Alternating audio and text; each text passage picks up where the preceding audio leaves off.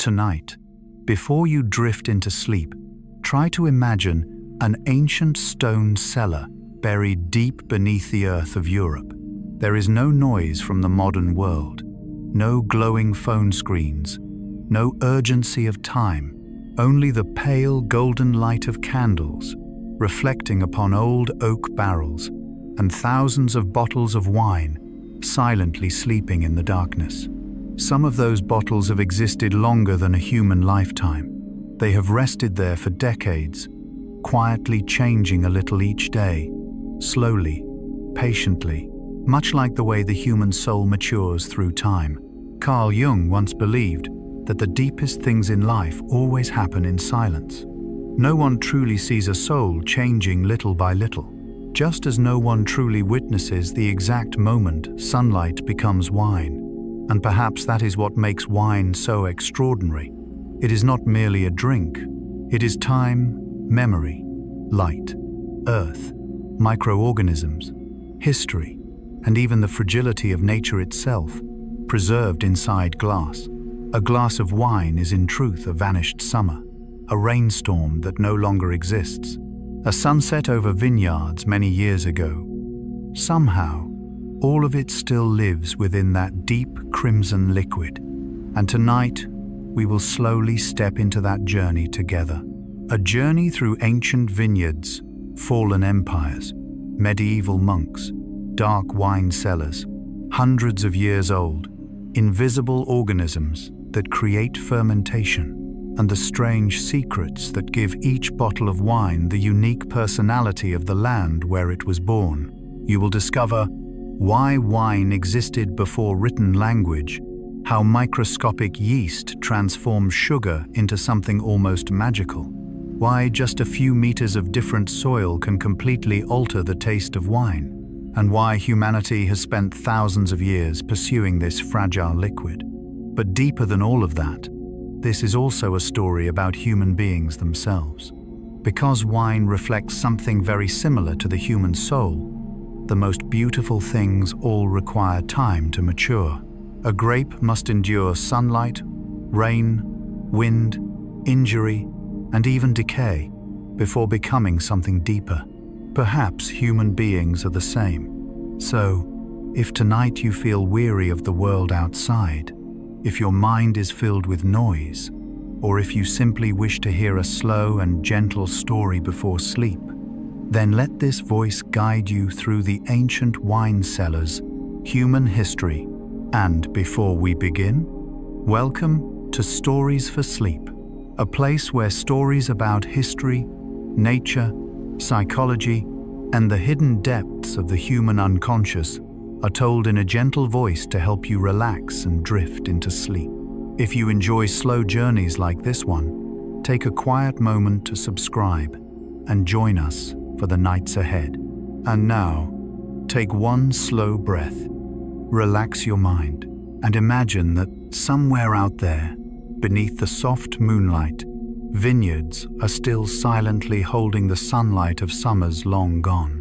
Wine, an ancient invention, intertwined with civilization. Perhaps one of the strangest things about wine is that it existed even before recorded history, before human beings built libraries, before the names of the first kings were carved into stone, before the ancient myths that we still remember today.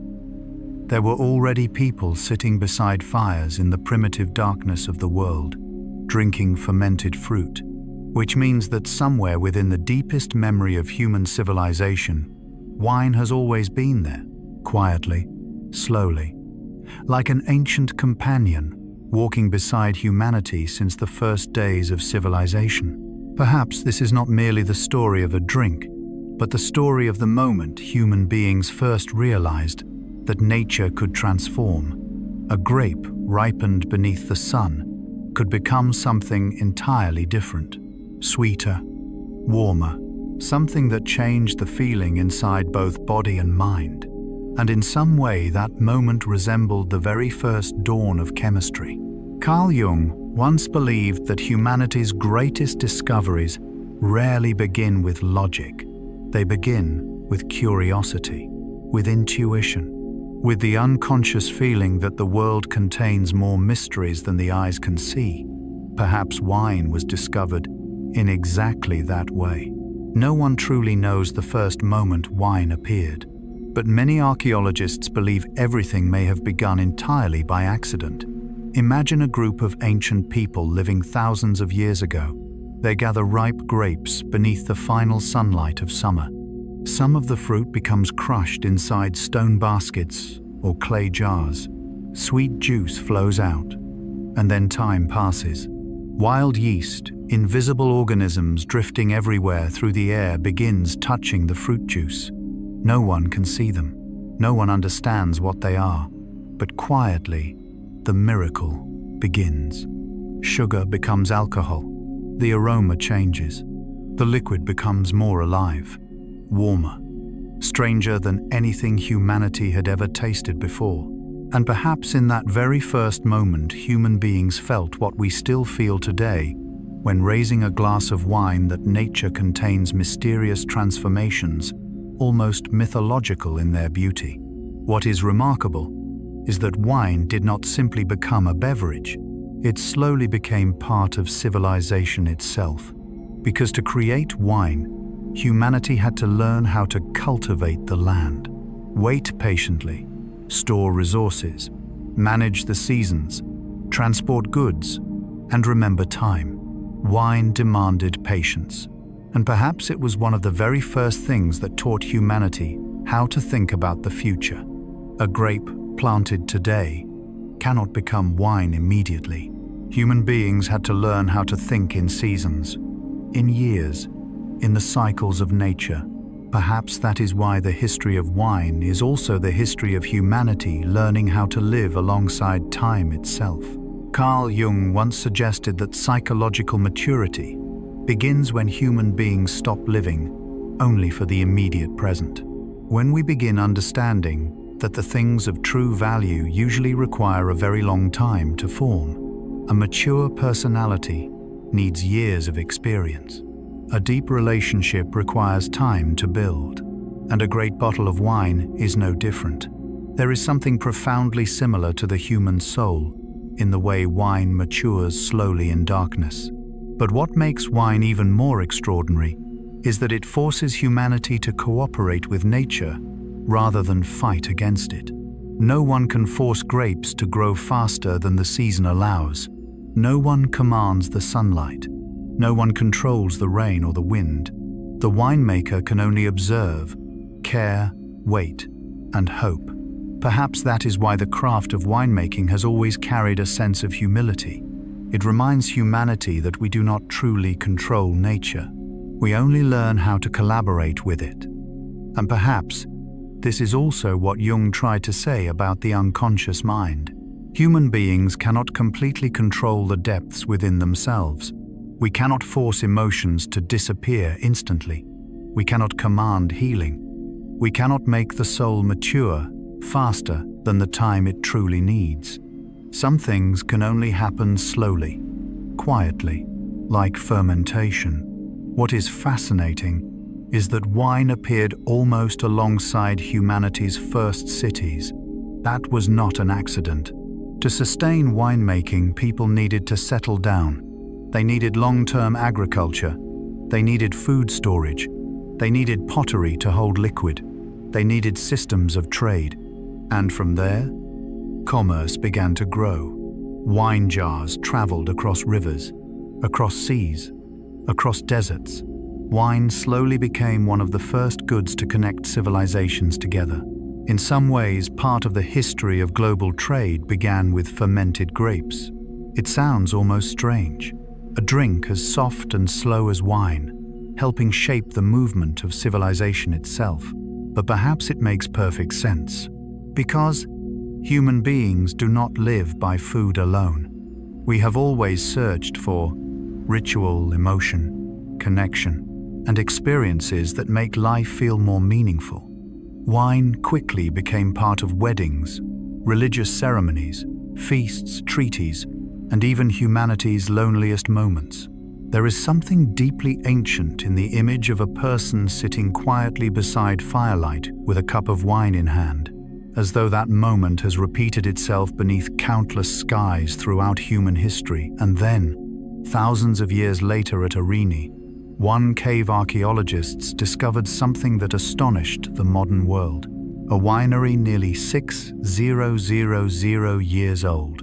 Not merely a few accidental traces, but an entire production system, grape crushing areas, storage jars, preservation equipment, and evidence of fermentation, which means that ancient people were not simply accidentally drinking wine.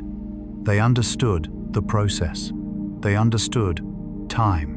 They understood how to transform fruit into something that could outlive its original season. There is something deeply moving about this thought. Inside the darkness of that ancient stone cave thousands of years ago, there were already human beings doing almost exactly what winemakers still do today. They crushed grapes with their hands. They breathed in the scent of fermentation drifting through the air. They waited. They observed. They hoped. And perhaps within those quiet moments, they also felt what modern people still feel today, a profound reverence for nature's mysterious power of transformation. Carl Jung once believed that beneath every modern civilization, human beings still carry the same ancient symbols as their distant ancestors. We are still drawn towards fire, darkness, food ritual, and things that create the feeling of transformation. Perhaps wine has survived for so long because it touches something very deep within humanity's collective unconscious. It is a symbol of transformation, from fruit into wine, from summer into memory, from nature into culture, and sometimes from loneliness into connection. What is astonishing is that every bottle of wine contains far more within it than its appearance suggests. Not merely liquid, but the sunlight of a particular year, the rainfall of a particular season, the soil of a particular land, the hands of particular people, and time that will never return again. A bottle of wine is in truth time preserved inside glass. Perhaps that is why human beings always feel a certain beautiful sadness while drinking wine. Because deep within ourselves we know we are tasting a moment that has already disappeared from the world, a summer that no longer exists, a harvest that will never repeat itself in exactly the same way, an older version of the earth itself, and perhaps human beings are the same. Each person is shaped by time memory wounds, light and silent transformations unseen by others. No one remains unchanged forever. All of us are fermenting in our own way, slowly, quietly. Through the years, tonight as you rest peacefully in the gentle darkness before sleep, try to imagine an ancient stone chamber thousands of years ago. Firelight dances across cave walls. Clay jars rest silently in the shadows. The scent of crushed grapes and wild yeast drifts softly through the air. And somewhere within that primordial silence, humanity discovered for the first time that nature could transform into something far deeper. Perhaps, from that very moment, the history of wine began. And, in some way, so did the history of human civilization itself, sunlight becoming wine. Perhaps one of the most poetic things about wine is that it is truly made from light, not in a symbolic sense, but in a completely literal one. Every ripe grape hanging quietly beneath the summer sun is in truth a small reservoir of sunlight, a tiny machine for preserving light that nature has silently perfected through millions of years of evolution. When looking at a vineyard in the late afternoon, everything often appears peaceful. A soft wind passes through the rows of leaves. Golden sunlight slowly falls upon the earth. Clusters of grapes rest quietly beneath the dark green canopy. Nothing dramatic seems to happen. No loud sounds, no obvious movement. And yet, inside every leaf, one of the greatest miracles of life is taking place. The vine absorbs sunlight. Through photosynthesis, the plant transforms light into energy. then into sugar, and it is that sugar which will one day become wine. There is something almost mystical about this process. Light from a star millions of kilometers away from Earth, eventually becoming a crimson liquid inside a small glass. Carl Jung once believed that the most powerful symbols always emerge when nature reflects the inner life of human beings, and light has always been one of humanity's oldest symbols of consciousness. Light symbolizes awareness, understanding, growth, and the transformation of the soul. Perhaps that is why wine always feels so profound, because in a very real sense, it is light that has undergone transformation. Summer sunlight does not disappear when the sun sets. Part of it continues living inside the grape, then within fermentation, then inside a bottle resting silently for years beneath a stone cellar. And finally, in the moment, a human being raises the glass to their lips. Perhaps every sip of wine is a memory of the sun. What is astonishing is that the flavor of wine depends on far more than the grape variety alone. It reflects almost everything the vine has experienced throughout its life. Light, rain, wind, soil, temperature, the slope of the hillside, the amount of water during summer, the moment of harvest. Everything leaves traces within the grape, much like the way experiences leave traces within the human soul. A summer that is too hot may create a bolder wine. A rainy year produces softer flavors. A sunlit hillside creates a structure different from that of a cool valley. Even harvesting just a few days earlier or later can completely change the personality of a bottle. There is something deeply similar to human life in this. No one becomes themselves by accident. We are shaped by the places where we grew up, the seasons we have lived through, the light that once touched us, and the storms we have endured. Carl Jung once said, "One does not become enlightened by imagining figures of light, but by making the darkness conscious." And perhaps wine reveals a gentler truth. Light and darkness always work together to create depth. A vine exposed to too much sunlight may lose its balance. Too much water can do the same. Lives that are too easy rarely create the most memorable wines. Many of the world's most celebrated vineyards actually exist in rather harsh places. Poor soil, cold winters, strong winds, limited rainfall. The vines struggle to survive. And it is precisely that struggle which makes the grapes more concentrated. It sounds remarkably human. Sometimes the deepest souls are also formed through lives that were never easy. Jung believed that psychological depth does not emerge from perfection. It is formed when human beings move through loss, loneliness, transformation, and continue growing nonetheless. Perhaps that is why wine always feels so deeply human. It is not perfect. It changes from year to year. Some harvests are beautiful, some are failures. Some bottles remain vibrant for decades. Others never become what people once hoped for. And yet it is precisely this impossibility of total control that makes wine feel alive. No one commands the sun. No one controls the weather. No one can guarantee a perfect harvest. The winemaker can only observe care, wait, and learn to accept nature as it truly is. Perhaps this is also a profound lesson about life itself. Modern human beings often want to control everything: time, emotions, outcomes, the future. But the most beautiful things often appear when we cooperate with life instead of trying to force it. Like the vine, it does not hurry. It does not try to grow faster than the season allows. It does not force the fruit to ripen earlier than the sun permits. It simply absorbs light quietly each day, little by little, and then at the right moment, the grapes become sweet.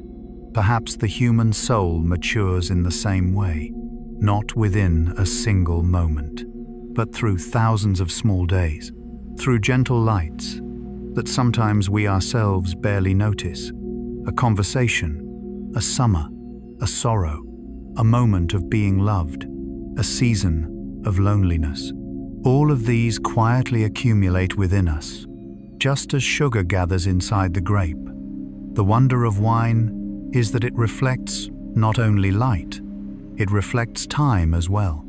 A sunny year differs from a cloudy one. A cold autumn differs from a warm autumn. And because of this, no bottle of wine can ever be perfectly repeated.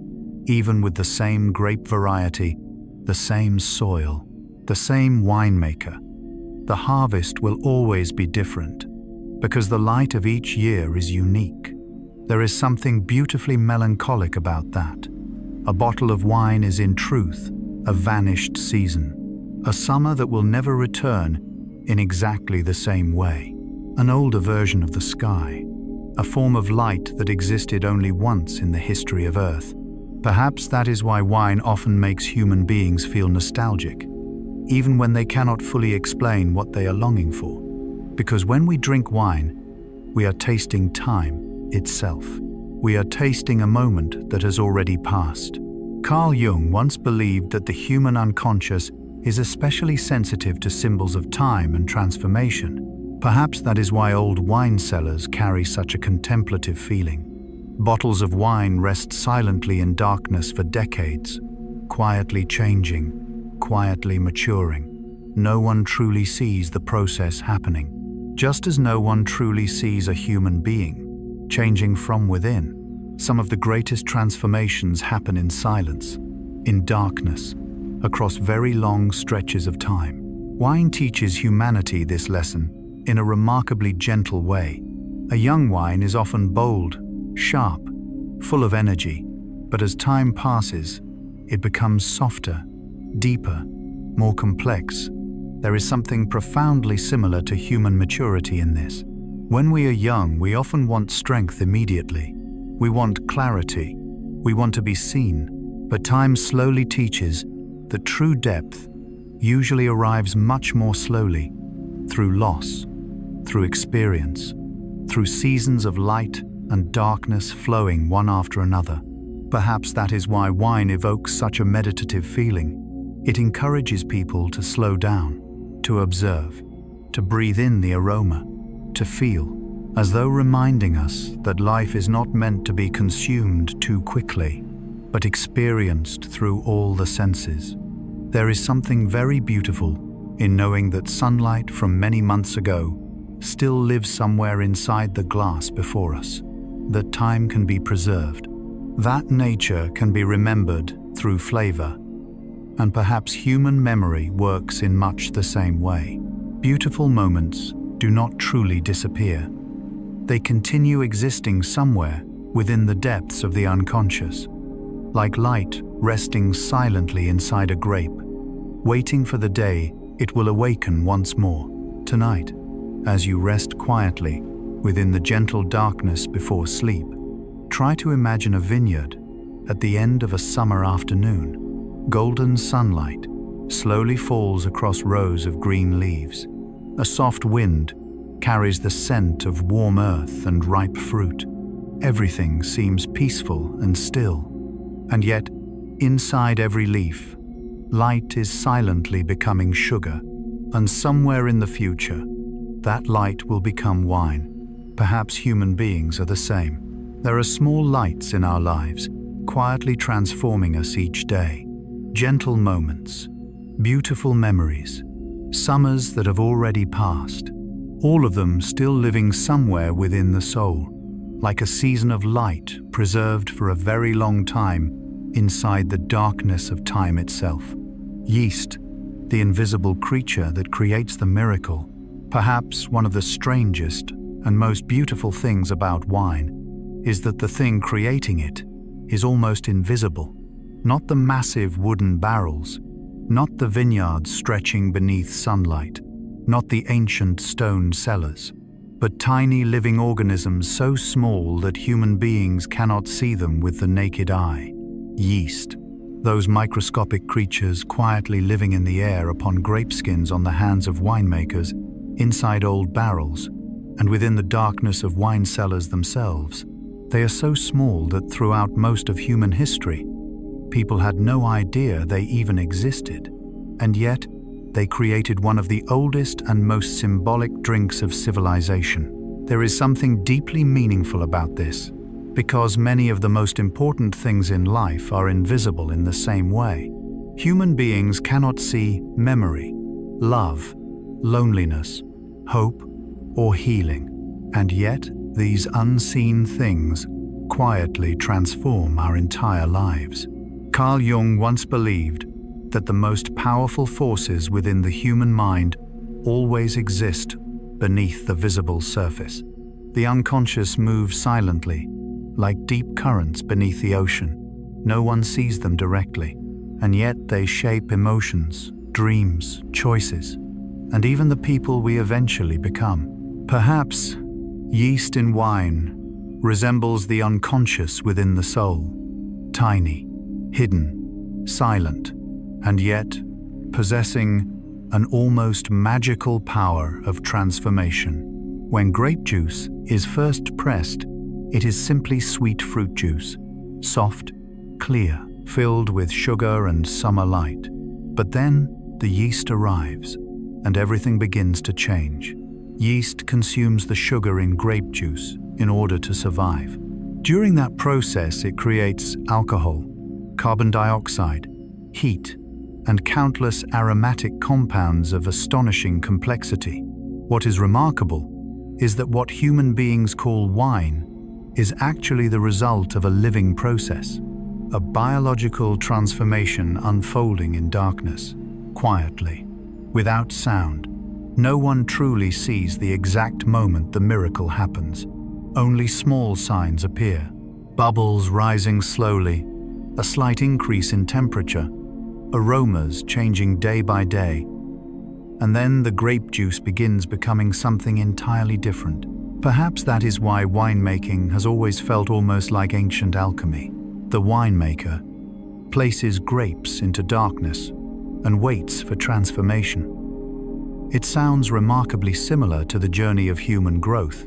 Carl Jung believed that the deepest psychological transformations also tend to happen within the darkness of the unconscious. Not every change occurs beneath the bright clarity of reason. Some things require time, require silence, require invisible processes that human beings cannot force, like fermentation. No one can shout at a barrel to make yeast work faster.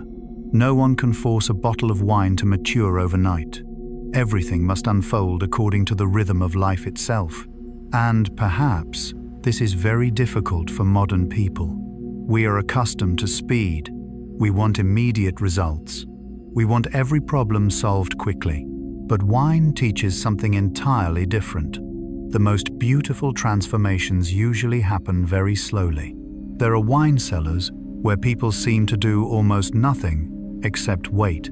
It sounds simple, but in truth, it is a profound form of patience.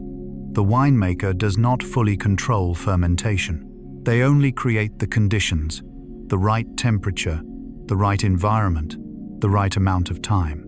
And the rest belongs to the yeast, to nature, to invisible creatures quietly transforming everything from within. There is something deeply humbling in this.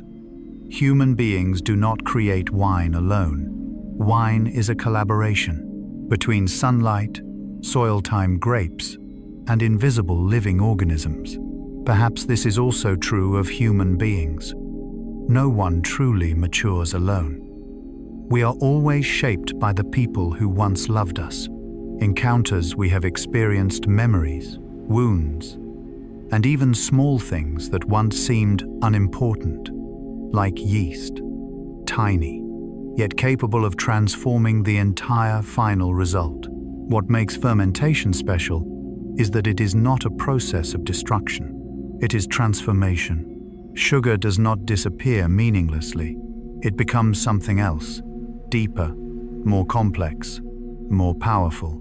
It sounds very much like the way human beings grow through suffering. Carl Jung once believed that suffering does not necessarily destroy human beings. When faced honestly, it can transform us.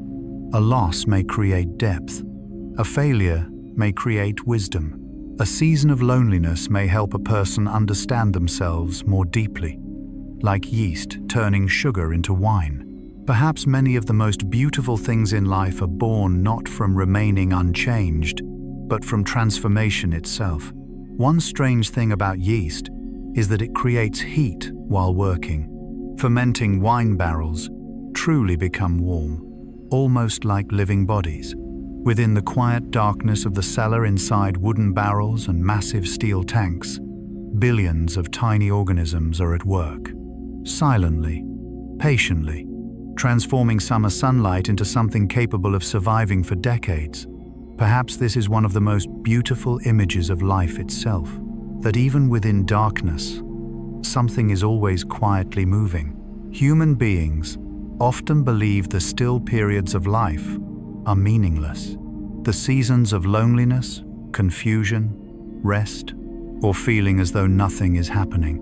But perhaps beneath the surface, the soul is still fermenting, still transforming, still quietly becoming something new. Jung believed that the unconscious continues working even when consciousness does not realize it. Dreams, memories, emotions not yet given names, all continue moving within us, like yeast inside the darkness of a wine barrel. Some transformations can happen only when no one is watching. What makes fermentation even more miraculous is the aroma it creates. As yeast works, countless fragrances begin to emerge. Fruit, flowers, spices, earth, smoke, honey, herbs, all slowly forming from something that was once very simple. It sounds almost like art, or the human soul itself, because the deepest personalities are never formed instantly. They emerge from time experience, memory, things that were lost, and even what once caused pain. Perhaps that is why people who have truly lived often carry a unique flavor that is difficult to describe. A kind of depth that cannot be learned from books alone. Like wine, what is remarkable is that for many centuries, people made wine without truly understanding what yeast was. They only knew that if grape juice was left under the right conditions, the miracle would happen. There is something fascinating about that. Part of human civilization was built upon cooperation with invisible organisms we never fully understood. And perhaps this reflects a larger truth. Human beings have always lived beside things they do not completely understand. Love, death, dreams, the unconscious, life itself. We may describe them, study them, but never fully control them. And perhaps the beauty of life exists precisely there. Not everything needs to be completely explained in order to become meaningful. A beautiful glass of wine is not merely a chemical formula. It is also feeling, memory, atmosphere, the light within the room, the people sitting beside us in that moment. Jung once said that the human soul does not live by logic alone. We live through symbols, through emotions, through experiences that touch the deepest parts of ourselves. Perhaps wine has survived for so long because it has always felt like something greater than a drink. It resembles a slow ritual, a reminder that nature can transform simple things into something far richer in depth. A grape becoming wine, a summer becoming memory, a young person becoming a deeper soul after many years of living. Tonight, as you lie quietly within the gentle darkness before sleep, try to imagine an ancient wine cellar deep beneath the earth, dim shadows, wooden barrels resting silently, the scent of yeast and ripe fruit drifting softly through the air, and inside every barrel, billions of tiny invisible creatures quietly at work. No one sees them, no sound, no light. And yet, the miracle continues. Perhaps the human soul is the same. Even during the darkest seasons of life, something within us is always continuing to transform us, silently, patiently, slowly, turning the experiences of time into the depth of the soul. Terroir, the land that shapes the character of wine. After the silent process of fermentation, deep within ancient wine cellars, winemakers slowly began realizing something even stranger. Not every grape is the same. Not every land creates the same kind of wine. And what is astonishing is that sometimes only a few meters of distance on the same hillside are enough to create two completely different bottles of wine.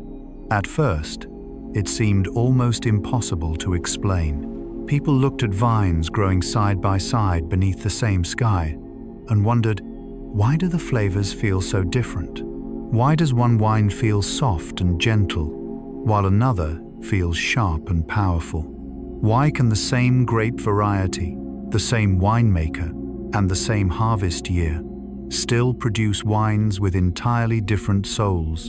And over time, the world of wine slowly uncovered one of nature's oldest secrets, that the earth itself carries memory, that wind, light, humidity, and even the stones buried deep beneath the soil all leave traces within the grape.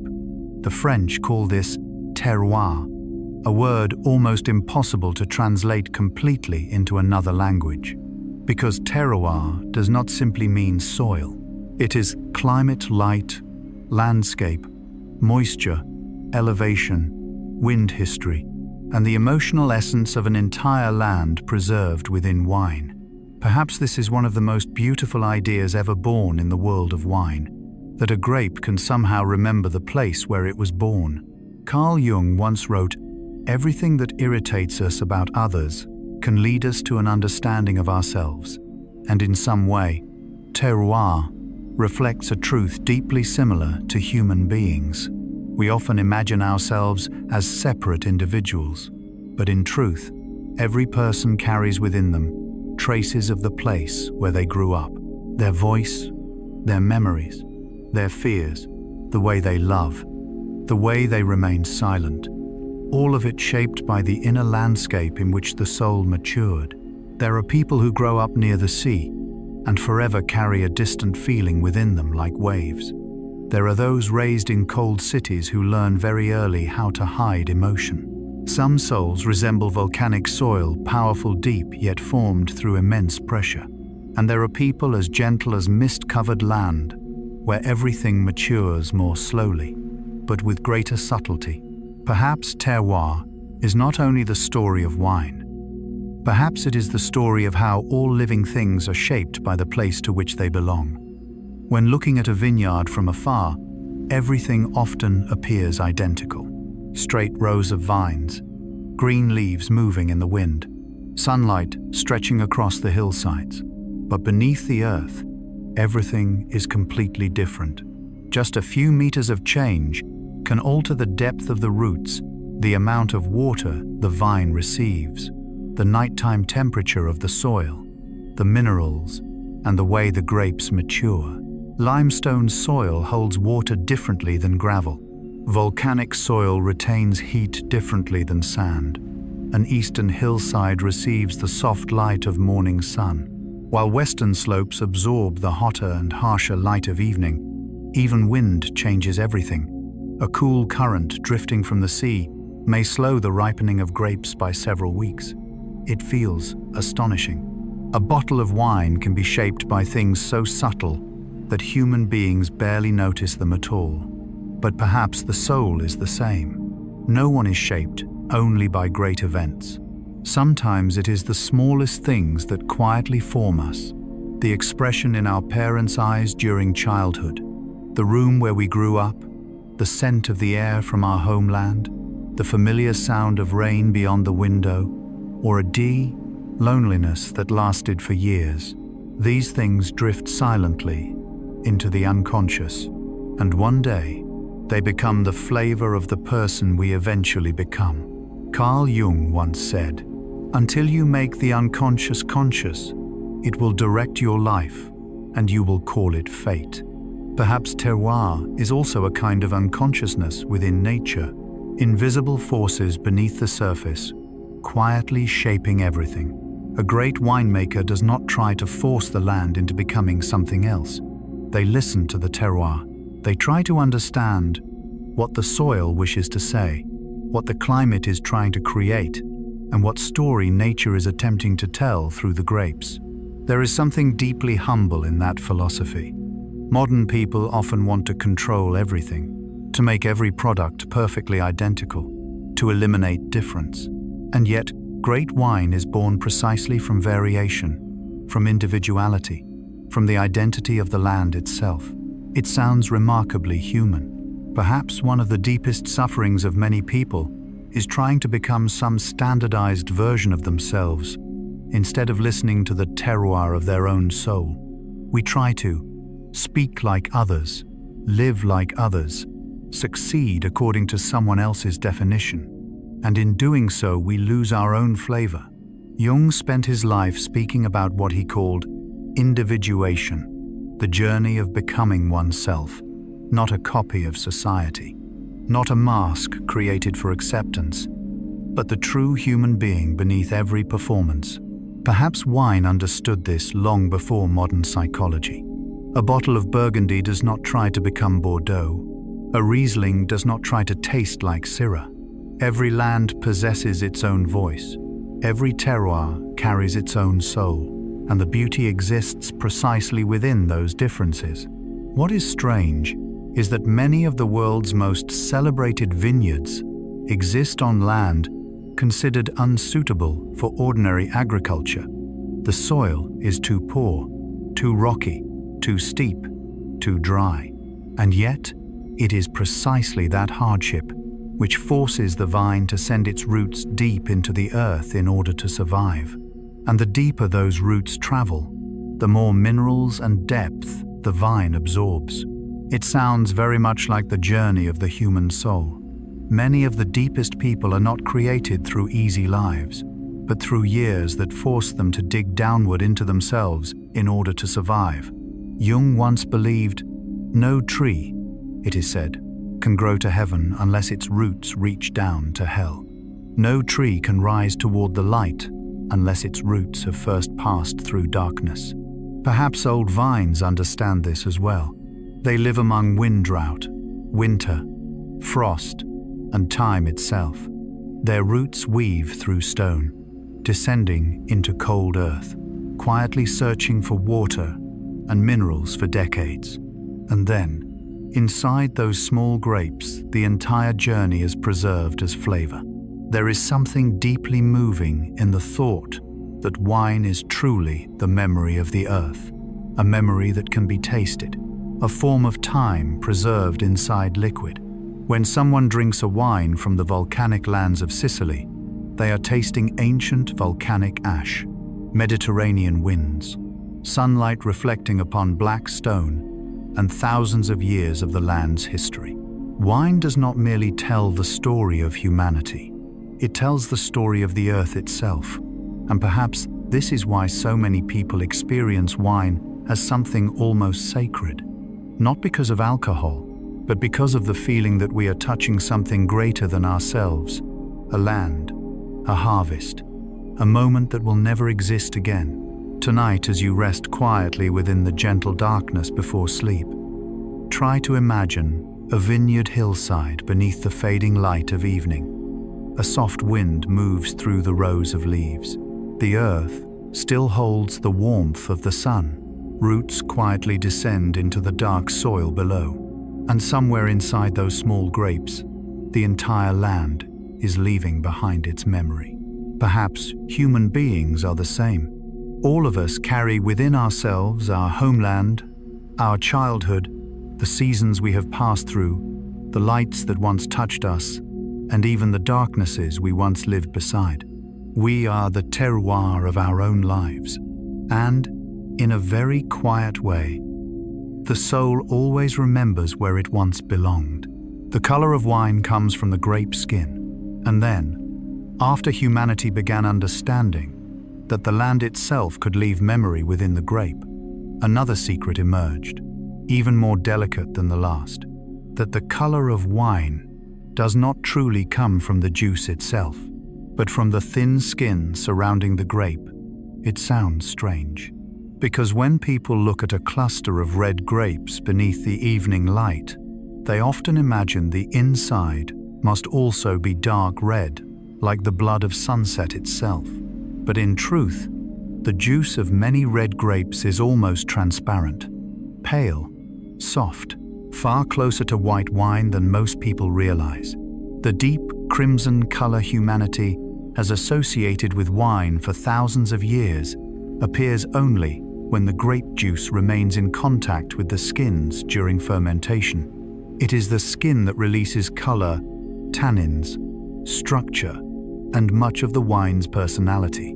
There is something very beautiful in this, because sometimes the things that shape human beings most deeply do not exist within the easily visible core, but within the layers of contact, the things that touch us, the experiences that happen upon the surface of life, yet leave traces inside the soul for many years. Carl Jung once wrote, "The meeting of two personalities is like the contact of two chemical substances. If there is any reaction, both are transformed." Perhaps wine is the same. Transformation is born through contact. Without the skin, grape juice would still exist, but it would never possess the same depth of color we know today. Without collisions with life, human beings still survive. But perhaps they never become deeper versions of themselves. When winemakers crush red grapes and leave the juice resting beside the skins during fermentation, a silent conversation begins. Color slowly dissolves from the thin layers of skin. At first, only the faintest shade of pink, then ruby red, then deep garnet dark as velvet shadows. The longer the contact, the deeper and more powerful the wine becomes. There is something almost meditative about this process. No one can force color to appear instantly. Everything requires time. Much like the way human beings absorb experience, a conversation may not change us in the moment it happens, but years later, we realize it left color inside the soul. A sorrow does the same. A love, a summer, a loss.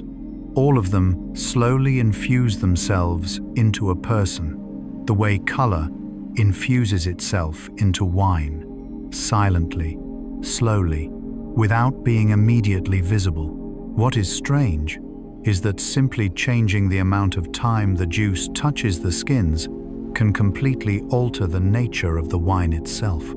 With almost no skin contact, winemakers can create white wine from red grapes. It sounds almost paradoxical. A dark purple grape beneath the sunlight, eventually becoming pale golden liquid inside a glass. It reminds us that appearances do not always reveal inner truth. Some people appear strong while remaining deeply soft inside. Some are quiet while carrying intense depth within them. And some souls appear radiant on the outside, while being far more fragile than others realize. Jung spent much of his life studying what he called the persona, the social mask presented to the world. He wrote, "The persona is that which in reality one is not, but which oneself as well as others think one is." Perhaps wine carries a very similar lesson. Color is not the entirety of character. A pale Pinot Noir may carry enormous depth. A dark wine is not necessarily more complex. Just like human beings, the deepest souls are often not the loudest or most visible ones, but the people quietly carrying within themselves many seasons that have already passed. Rosé tells another story altogether. It is wine that touches the skins for only a very short time, a few hours, sometimes only brief moments. And because of that, its color becomes as soft as a summer sunset, pale, pink, uncertain, like a fading memory drifting through the mind. There is something beautiful about rosé. It exists between worlds, not entirely white wine, yet not truly red wine either, a transitional state, gentle, without extremes. It sounds very much like the in-between seasons of human life.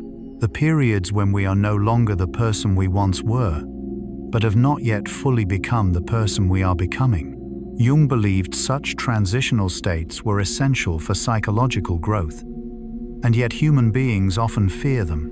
We prefer things that are clearly defined, right or wrong, light or dark, strong or weak, while real life often exists within the soft spaces between, like the color of rosé, not entirely certain, not entirely stable, but deeply real.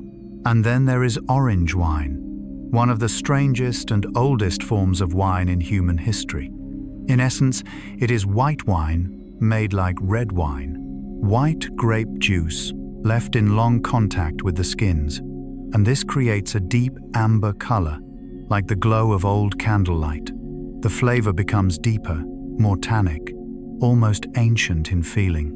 And what is fascinating is that this is actually one of humanity's oldest methods of making wine. Ancient people did not think in terms of white or red, as modern culture does.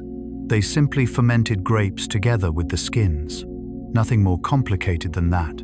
There is something deeply moving in realizing that many new trends today are actually very old memories returning once again. Perhaps the human soul works in the same way. Many things we believe we are discovering for the first time are actually ancient patterns that have always existed within the unconscious. Jung called this the collective unconscious, the vast ancient memory carried within all human beings. Symbols, instincts, primitive emotions. They do not disappear. They simply sleep quietly, like ancient methods of winemaking resting silently for centuries, until one day humanity remembers them again. What makes the colors of wine even more beautiful is that they continue changing through time. A young red wine may carry deep violet tones, but many years later, those colors slowly become ruby, then garnet. Eventually, the faded brick red of dry autumn leaves. White wine changes as well, from pale gold to honey, then deep amber, as though time itself is repainting everything in slower shades. It feels profoundly human. When we are young, emotions are often intense and sharp, like deep violet. But time softens everything, not weaker, but deeper, softer, filled with the depth of memory. Perhaps maturity is not the loss of color, but allowing the colors within us to become more complex. Carl Jung once wrote, "There is no coming to consciousness without pain. There is no true awakening of consciousness without passing through pain." Perhaps the color of wine also carries traces of that truth. Red does not emerge from untouched perfection. It is born through contact, through crushing, through time, resting in the darkness of fermentation. There is something beautifully sad about that. The things that make human beings deeper are often the same things that once wounded them. But like wine, suffering does not necessarily destroy.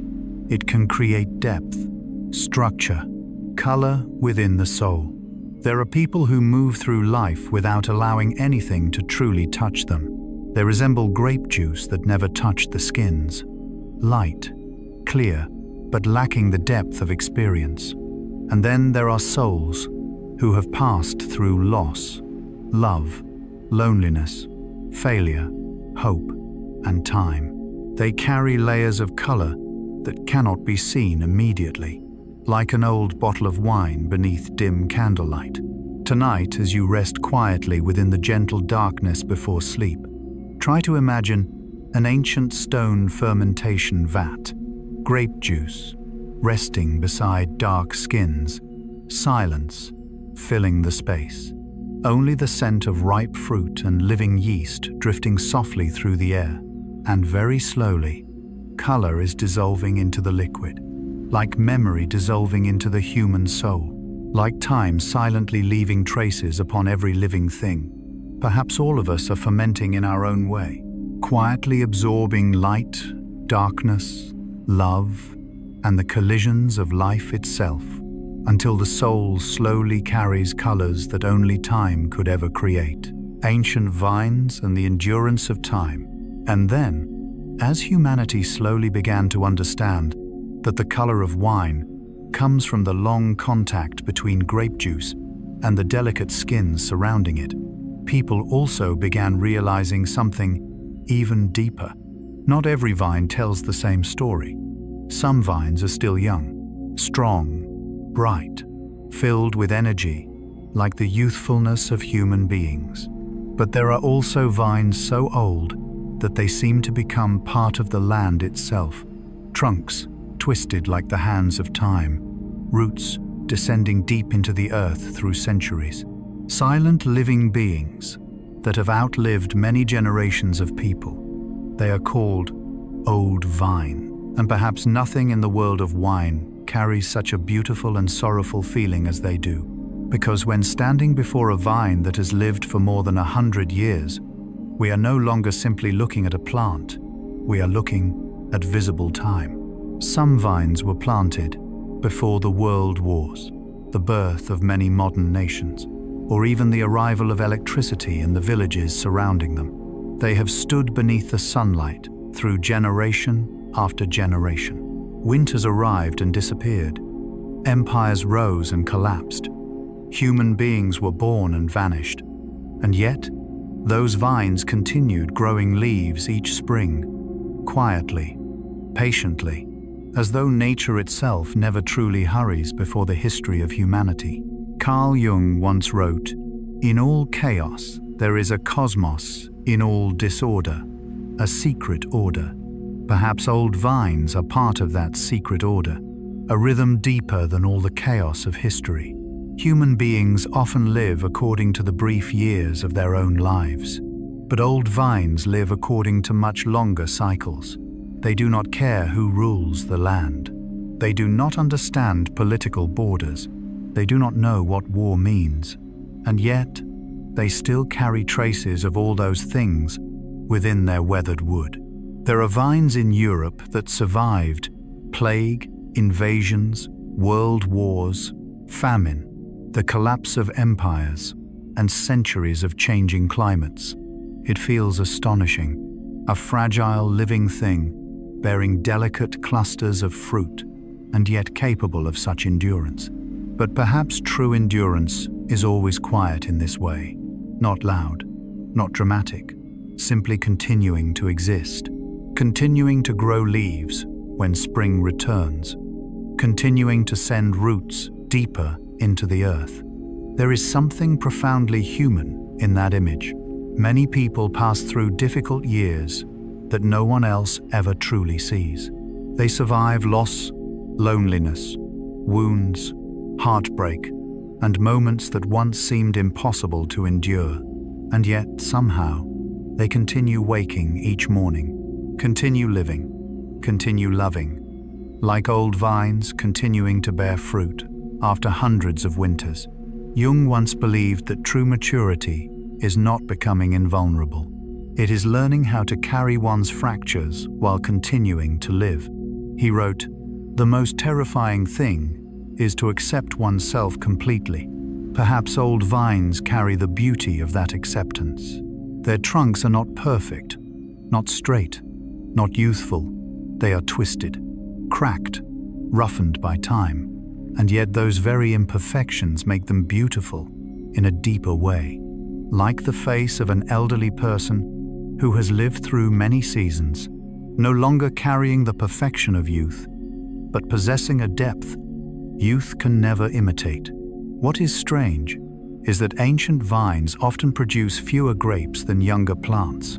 By modern logic, that sounds inefficient, less yield, less profit. But in the world of wine, grapes from old vines are often considered more precious because they are richer, deeper, more concentrated, as though the entire energy of the vine has slowly condensed through time. It sounds remarkably human. When we are young, we often want more experiences, more achievements, more attention, more noise around our existence. But as people grow older, many slowly become quieter, less, slower, but deeper. Some young people speak constantly without truly understanding themselves, and some older souls need only a few gentle words, to carry the weight of an entire lifetime. Like old vines, fewer grapes, but each one carrying more depth of time. Carl Jung once wrote, "One looks back with appreciation to the brilliant teachers, but with gratitude to those who touched our human feelings." Perhaps time itself is such a teacher. It does not make human beings perfect. But if someone passes through enough seasons without losing their soul, they often become gentler, more thoughtful, more capable of listening. Like old vines that no longer try to grow quickly. They simply send their roots deeper into the earth. What makes old vines special is not only their age, but the depth of their roots.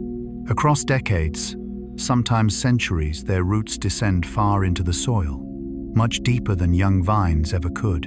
And because of this, they are able to find water, minerals, and stability even during harsh years.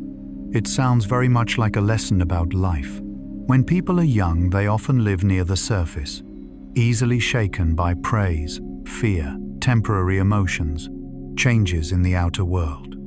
But time, if it does not harden, the soul often teaches human beings to grow roots more deeply, deep into real values, inner peace, the ability to remain quietly with oneself. Jung once said, "Who looks outside dreams, who looks inside awakes." Perhaps old vines are the image of looking inward. They no longer struggle to rise rapidly toward the sky. They grow downward instead. And it is precisely that depth which creates the extraordinary quality of their fruit. There is something deeply meditative in the image of ancient vines beneath the fading evening light. No one truly knows everything they have witnessed. Perhaps when they were still young, the first people who planted them no longer existed. The surrounding village carried another name. Wars once passed through those lands, and countless stories disappeared from human memory. And yet, the vines remained there, quietly storing time within every ring of wood, much like the unconscious storing memory inside the human soul. Jung believed that nothing truly disappears from the psyche. Old experiences continue existing somewhere deep within us, even when consciousness forgets. Perhaps old vines carry a similar form of memory, the memory of light, climate, soil, and hundreds of vanished seasons. There is something beautifully sad in knowing that even ancient vines eventually die. Nothing lasts forever. Not even living beings that stood firmly through centuries. And yet, before disappearing, they often create wines of unforgettable depth. It feels profoundly human. Sometimes the most beautiful things appear in the later seasons of life. Some people understand themselves only after many years, only learn gentleness after suffering, only appreciate life after realizing time is limited.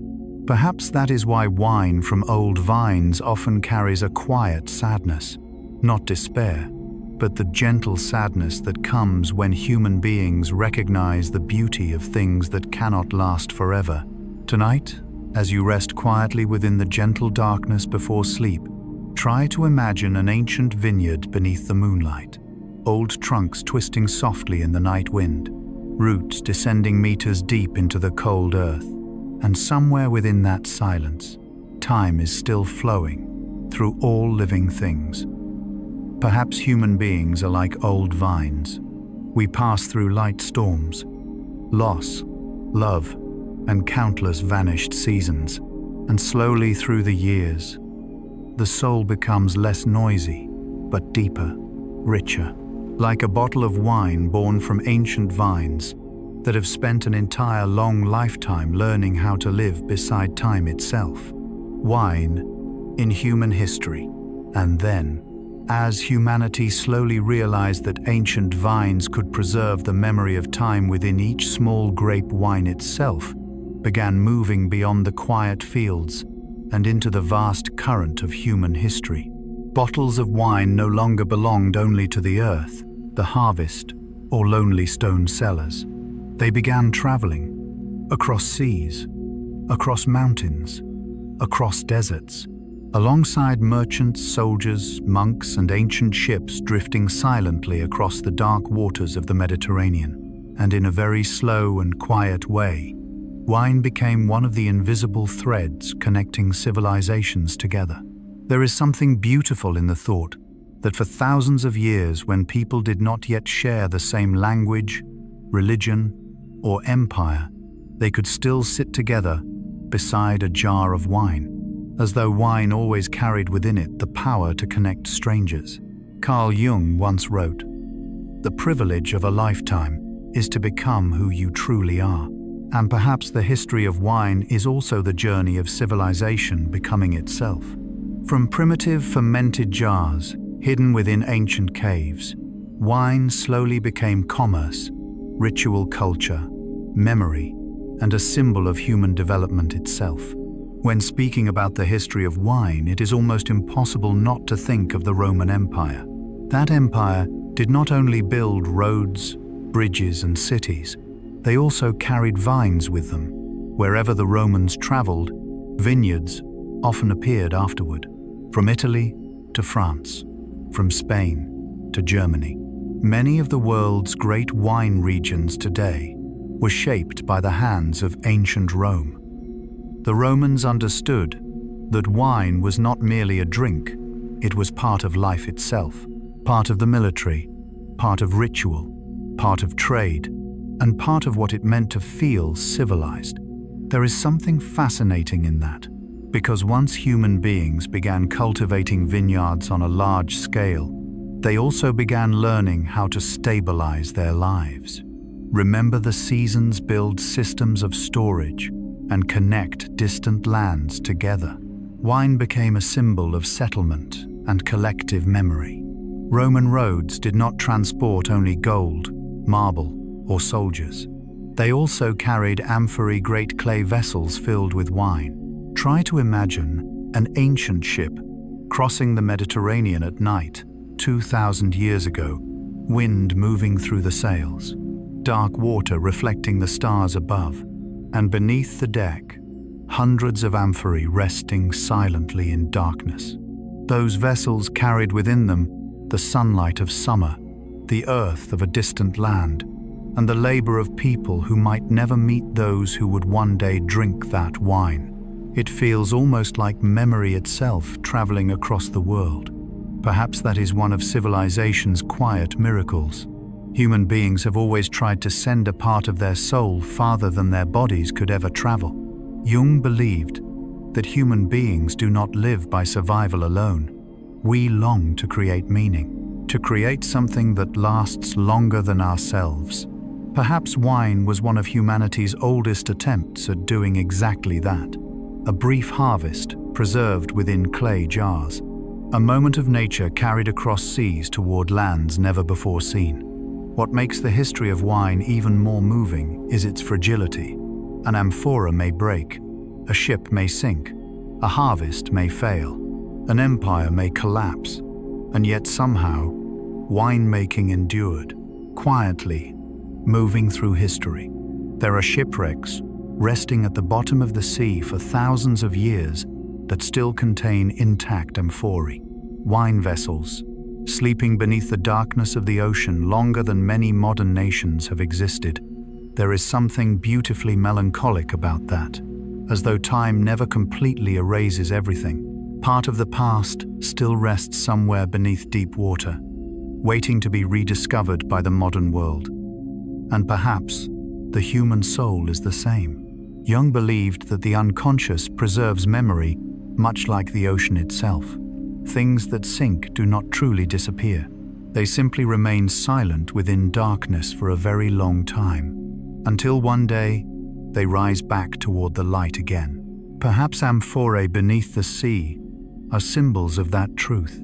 Ancient memories sleeping quietly for millennia, then suddenly returning to the modern world as reminders that humanity is connected to the past far more deeply than we realize. But history eventually entered darker and more chaotic ages. The Roman Empire declined. Wars spread across lands. Many cities collapsed. Ancient knowledge slowly began disappearing from the world. And within that darkness, medieval monks quietly became the guardians of wine. There is something almost cinematic in the image of ancient stone monasteries resting within the fog of Europe, church bells ringing through cold morning air, monks silently walking among vineyards. No noise, no ambition to conquer the world, only quietly recording soil, climate harvests, and the quality of each small vineyard. They did not know that centuries later, those notes would become the foundation of many of the world's most celebrated wine regions. What is deeply moving is that during ages of war and disorder, there were still people devoting their lives to caring for vines, to preserving knowledge, to continuing the fermentation of wine within dark stone cellars. Perhaps that is one of the most beautiful truths about humanity. Even when the world becomes chaotic, there is always someone quietly protecting beauty. Carl Jung once wrote, "Your vision will become clear only when you can look into your own heart." Perhaps those monks understood something the modern world often forgets. The most important things usually require stillness. Winemaking does not belong to haste. It requires observation, patience, listening to nature, and accepting time itself. It sounds very much like the journey of understanding oneself. While many empires tried controlling the world through force, those monks quietly learned how to understand the land more deeply instead. And with time, they discovered something remarkable. Even a few meters of difference within a vineyard could create entirely different wines. Those were the first steps toward the idea of terroir we spoke about earlier, which means that the history of wine is not merely the history of commerce. It is also the history of attention. Human beings learning how to pay attention to soil, light, rain, wind, and time. Perhaps true civilization begins when people learn how to observe the world more deeply. Jung believed that consciousness does not grow through controlling everything, but through learning how to look more deeply into reality itself. Wine has been teaching humanity that lesson for thousands of years. What is astonishing is that many famous wine regions today still rely upon records written by medieval monks. Hands once writing upon parchment beneath candlelight, still shaping the way human beings make wine centuries later. It feels very much like collective memory, a kind of wisdom passed quietly from one generation to the next. Silent, enduring, like the roots of ancient vines descending deep into the earth. Tonight, as you rest quietly within the gentle darkness before sleep, try to imagine an ancient Roman ship crossing the Mediterranean beneath a sky filled with stars. Below the deck, rest amphorae filled with wine. Far away inside a cold stone monastery, somewhere in medieval Europe, an old monk quietly records soil and harvests beneath the glow of a small candle. And somewhere between all those images, human history itself is fermenting like wine, slowly, complexly, sometimes chaotically, and yet always preserving within itself memories that time can never completely erase. Nature quietly shapes every bottle of wine.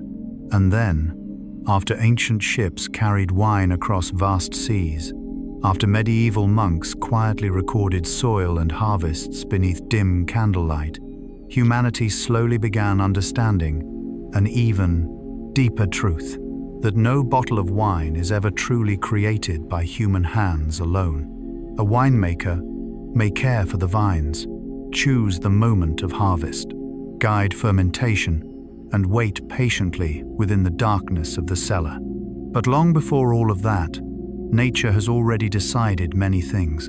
A cold wind arriving too early in spring, a layer of frost appearing in the night, a hailstorm lasting only a few minutes, or simply the direction a hillside faces toward the sun. All of these can completely alter the destiny of an entire vintage.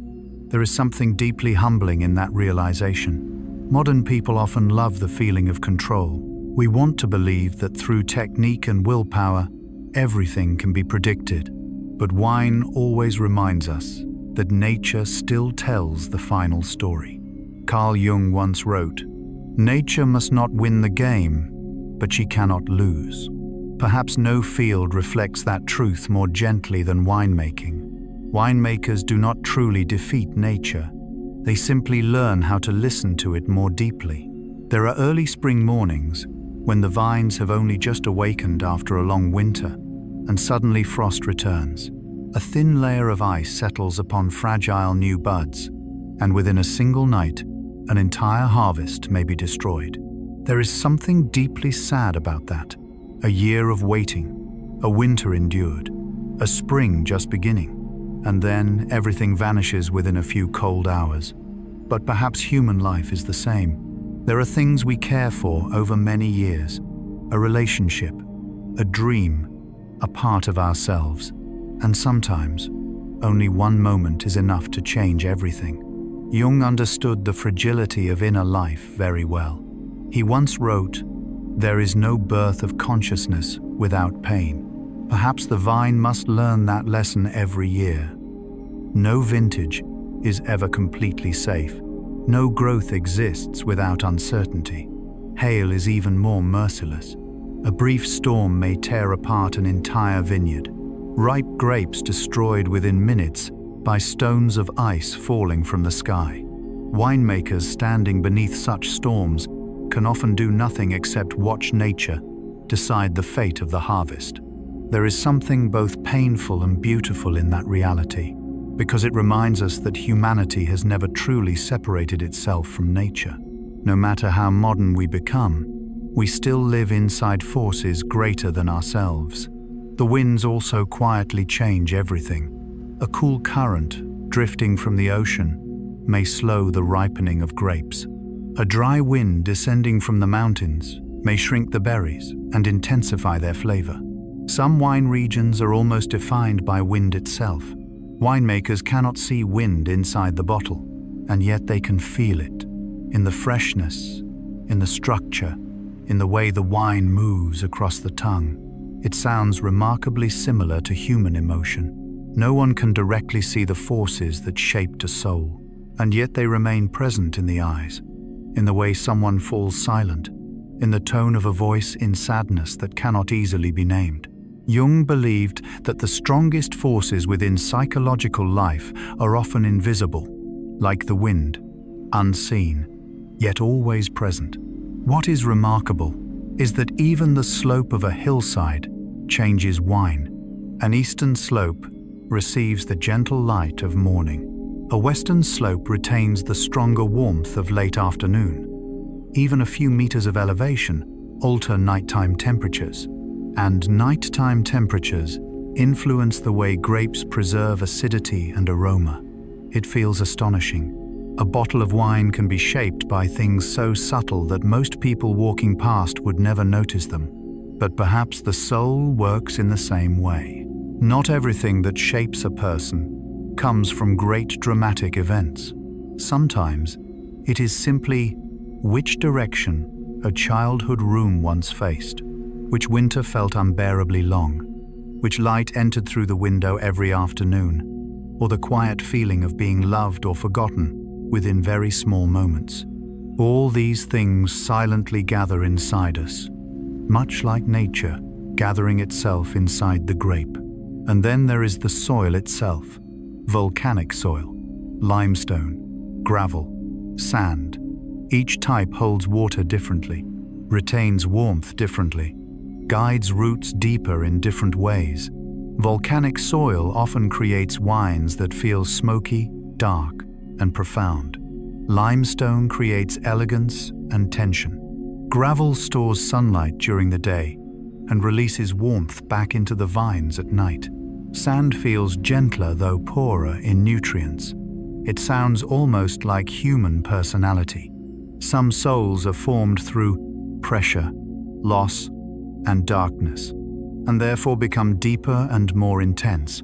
Others are raised within gentleness and carry a softness uniquely their own. No one is created from emptiness. All of us are shaped by the soil in which we grew. Carl Jung once wrote, "I am not what happened to me, I am what I choose to become." Perhaps wine is the same. Nature shapes it profoundly. And yet in the end, a mysterious transformation still unfolds inside the bottle.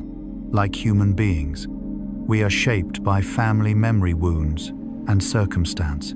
And yet somewhere within us remains the possibility of transforming all those things into something deeper.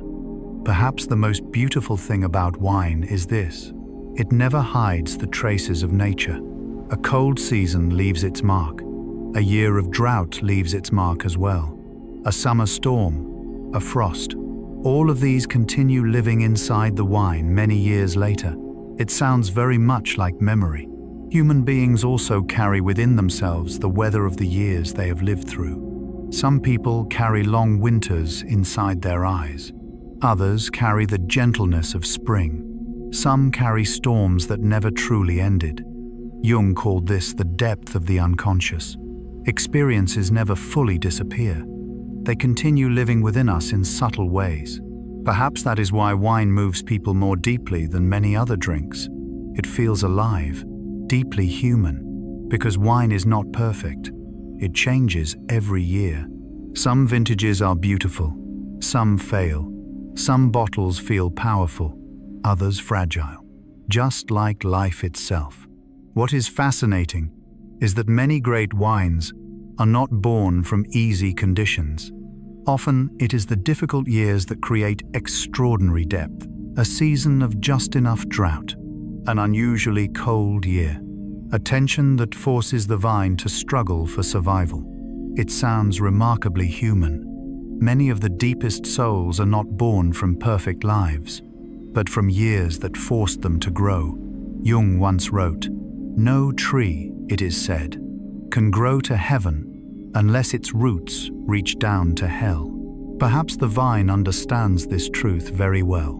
Its roots descend through dark stone, through cold soil, through the pressure of time. And from that very struggle, the grapes become more concentrated, richer, deeper. Perhaps human beings are the same. Sometimes the things that once caused us pain later become the source of our depth and compassion.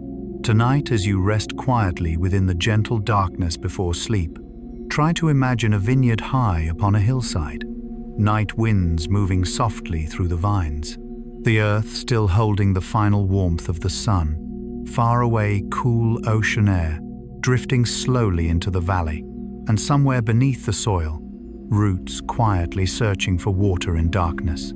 No one may ever see those invisible forces, and yet they are creating the wine, much like the invisible things within life quietly shaping the people we become, little by little, across very long stretches of time, through thousands of small pressures that eventually transform a fragile harvest into something far deeper than what it once was. Phylloxera, the crisis that almost destroyed the world of vine, and then, after thousands of years of humanity, learning how to listen to nature after ancient vineyards survived wars, frost, and time itself, the world of wine entered one of the darkest moments in its history. Not because of war, not because of drought, not because empires collapsed, but because of a tiny creature almost invisible to the eye, a small insect called Phylloxera. There is something strange about that. A wine civilization lasting thousands of years, nearly destroyed by something so small that people could barely see it. But perhaps nature has always reminded humanity of this truth. Power does not always come from grand things. Sometimes the things that change history are incredibly small. A bacterium, a seed, a memory, a fear, or a tiny creature beneath the soil silently feeding upon vine roots until entire vineyards slowly begin to die. Carl Jung once wrote, "Small things with great love are the achievements of giants." Though those words are often understood gently, they also reflect a deeper truth. Small things always carry the power to create enormous change. And during the 19th century, Europe began learning that truth in the most painful way imaginable. At first, almost no one noticed. A few vines weakened. A few vineyards died mysteriously. Leaves turned yellow. Roots began rotting, and as the seasons passed, the destruction spread.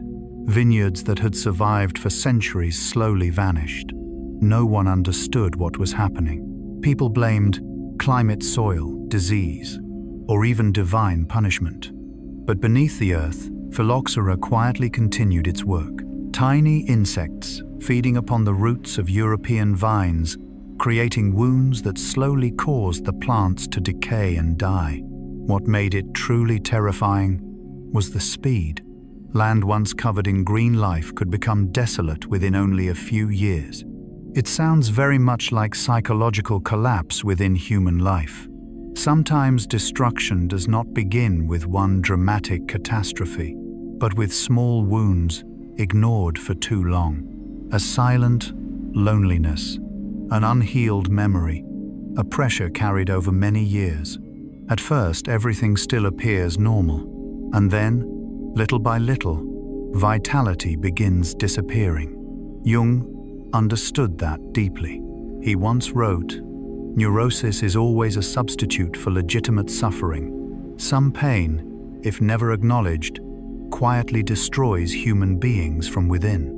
Much like phylloxera destroying vine roots beneath the earth, long before the first visible symptoms appeared above ground. What made the tragedy even more painful was that Europe seemed almost powerless.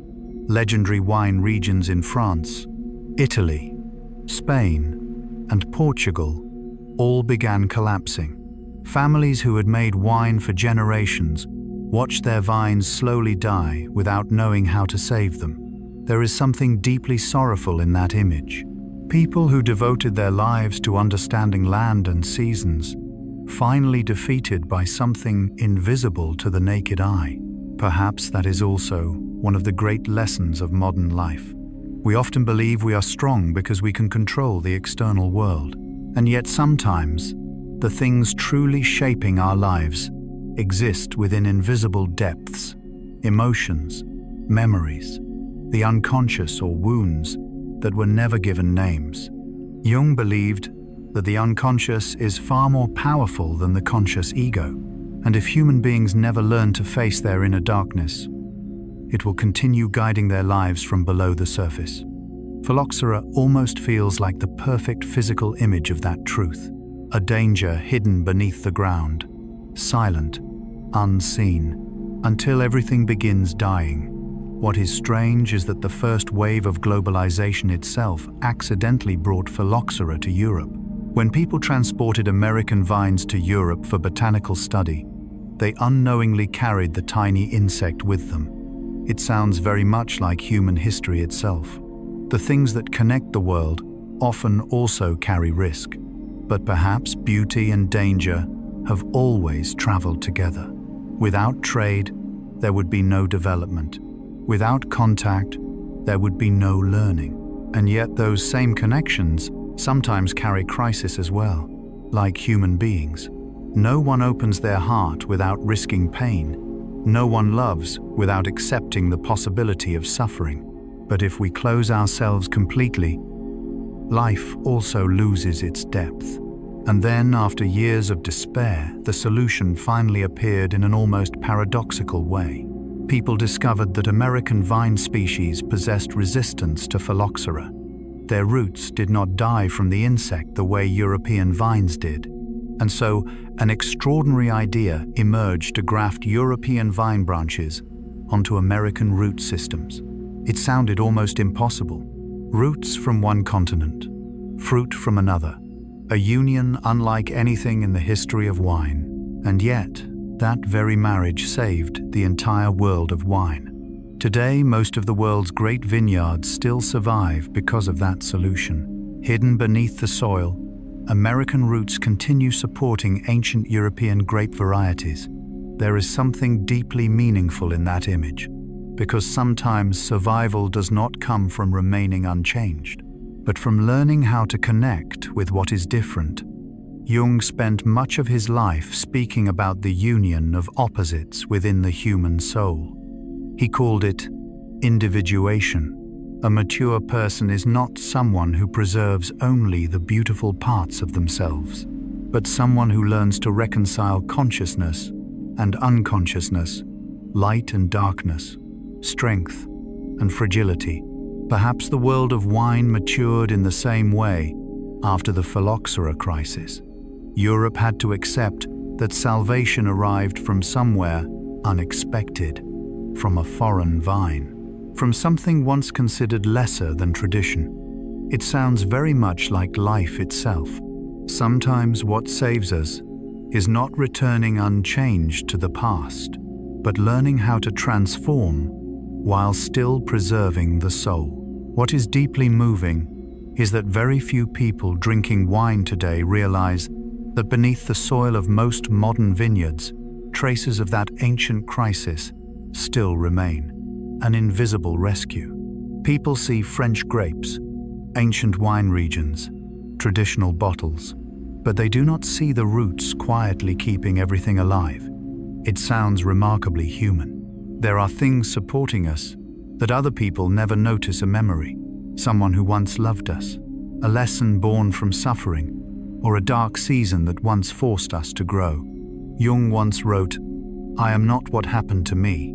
I am what I choose to become." Perhaps the world of wine also chose to become something new after that catastrophe, no longer untouched like before, and yet still alive, still continuing to tell the story of earth, light and time. Perhaps true resilience is not the absence of wounds, but the ability to continue living after being transformed by them. Tonight, as you rest quietly within the gentle darkness before sleep, try to imagine a European vineyard at the end of the 19th century. Cold wind moving through rows of dying vines. A winemaker kneeling beside the dark soil where rotting roots rest silently below. And then, years later, new roots slowly beginning to grow once again. Not exactly as before, but stronger in another way. Perhaps human beings are the same. We pass through loss crisis, collapses that once seemed like the end of everything. And sometimes, it is precisely those fractures that allow a new form of life to quietly begin beneath the surface.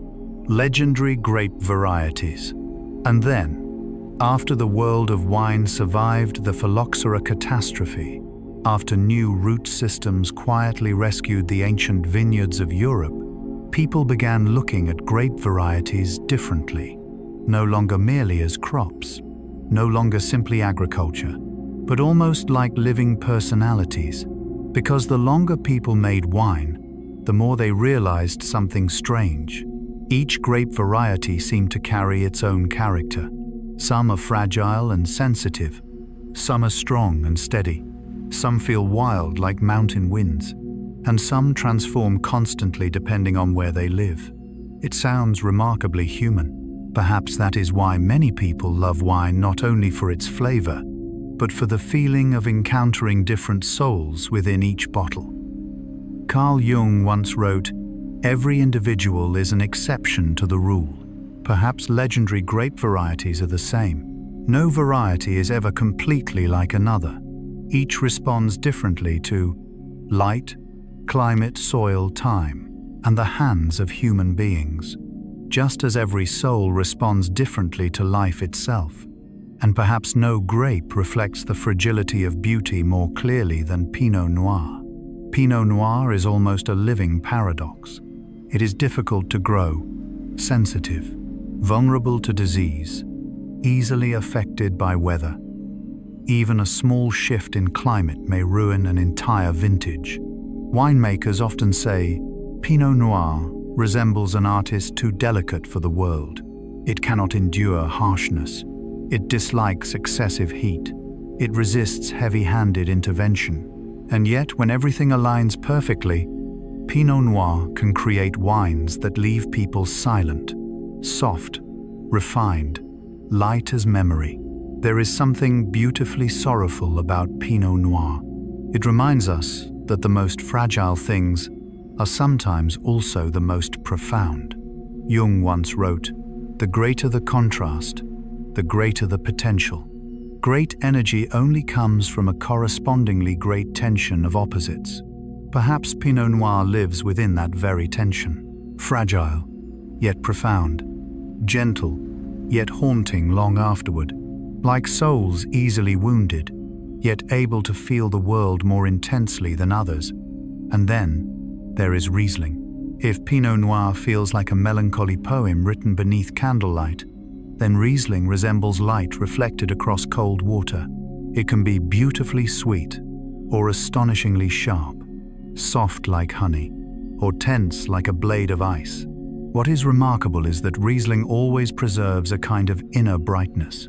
Even when richly sweet, it still feels alive, as though beneath the softness there always remains a clear and luminous structure.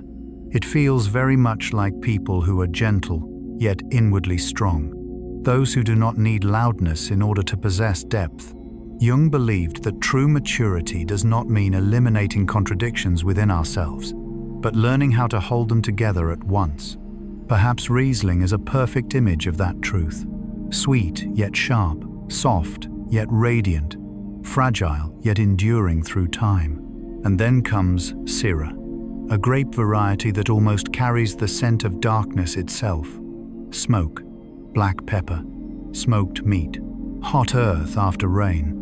There is something wild within Syrah, and yet strangely, beneath that wildness lies extraordinary precision and structure. Like a wolf walking calmly through the night, never needing to prove its strength. Syrah often reminds people of the ancient instincts hidden inside the human soul, primal emotions, ancient impulses modern society often tries to suppress. Jung called this the shadow, not something evil, but the wild, natural, untamed part living within every person. He once wrote, "One does not become enlightened by imagining figures of light, but by making the darkness conscious." Perhaps Syrah carries the beauty of darkness made conscious. It does not hide its intensity, yet neither does it allow that intensity to lose control. And then there is Nebbiolo, one of the strangest grape varieties in the world. Its color is often surprisingly pale, sometimes almost fragile in the light, and yet the tannins within are immensely powerful, dry, deep, capable of aging for decades. Nebbiolo resembles the kind of person others often misunderstand at first. Quiet, gentle in appearance, yet inwardly far deeper than they seem. There are people like that. They do not speak loudly. They do not try to impress. And yet, over time, their true strength slowly reveals itself. Jung believed that the deepest parts of human beings rarely exist on the visible surface, but within unconscious depths, few people ever notice. Nebbiolo feels almost symbolic of that truth. Then suddenly, Sauvignon Blanc arrives like fresh wind, bright, explosive with aroma, green grass, citrus, sunlight. There is something youthful within Sauvignon Blanc. It feels like the first morning of summer, an open window after rain, or the sudden moment when life feels lighter again. Not every form of depth requires darkness. Some wines remind us that life can also be felt through simple joy. Jung understood that more deeply than many people realize. Though famous for exploring the unconscious and psychological darkness, he still believed human beings require balance. No one can live forever inside heavy depths. Sometimes the soul also needs air and light. Perhaps Sauvignon Blanc is exactly that feeling within the world of wine. And then, Cabernet Sauvignon, perhaps the most successful grape variety on earth. Stable, powerful, able to adapt almost anywhere, capable of aging for decades while preserving structure. Cabernet Sauvignon resembles the kind of person modern society greatly admires: dependable, steady, controlled, rarely unbalanced. And yet sometimes, that very stability can also feel slightly distant. Perhaps that is why many people love Pinot Noir with their hearts. Even though Cabernet often appears more perfect in theory, it sounds very human.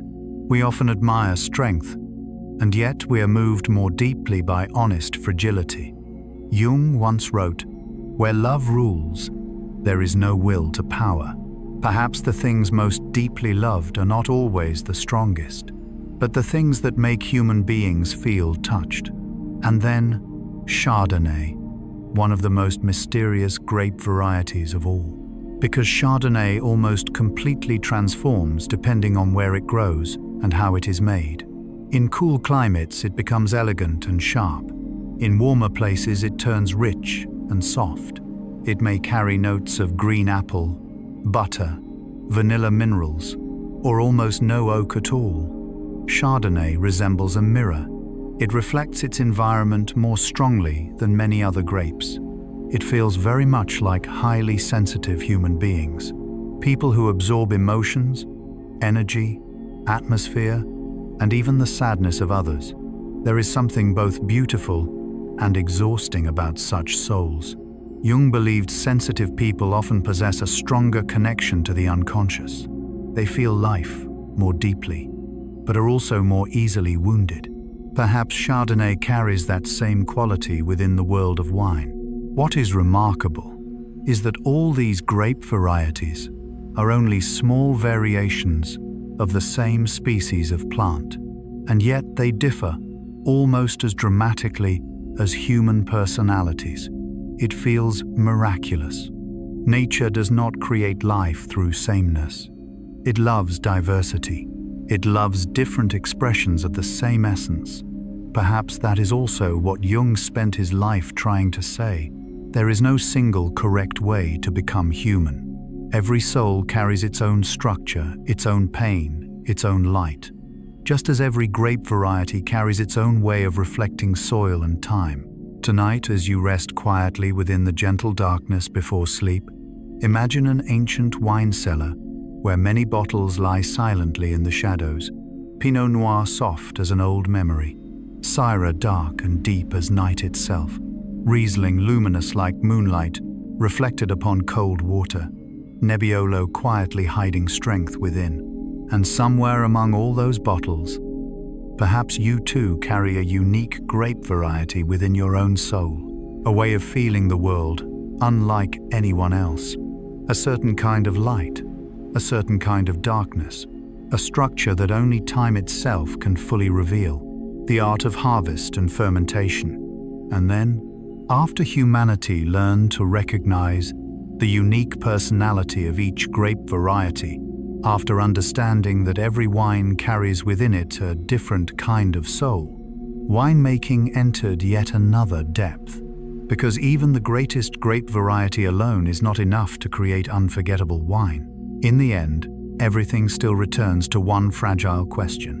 When is the right moment? When is the grape truly ready to leave the vine? It sounds simple, but within the world of wine, this is almost one of the most difficult decisions of all. Only a few days of difference can completely transform the soul of an entire vintage.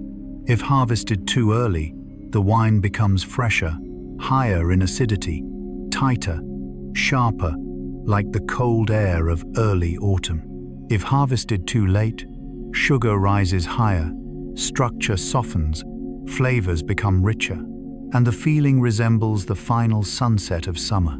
There is something deeply human in this, because much of our pain in life revolves around timing, too early or too late. Some loves arrive before we are ready. Some dreams are understood only after they are gone. Some parts of the soul simply require more time to mature. Carl Jung once wrote, "The wine of youth does not always clear with advancing years. Sometimes it grows turbid." It is such a deeply Jungian sentence. He understood that maturity is not merely the passing of time. Not everything becomes beautiful simply because we wait longer. Like grapes, there is a right moment for harvest. Too early, and depth has not yet formed. Too late, and the original vitality may disappear. Perhaps human maturity is the same. Living longer does not automatically mean understanding ourselves more deeply. It means learning how to listen to the unique rhythm of our own soul. In many of the world's great vineyards, the days before harvest feel intensely tense. Winemakers walk silently between the rows of vines. Every day they taste the grapes.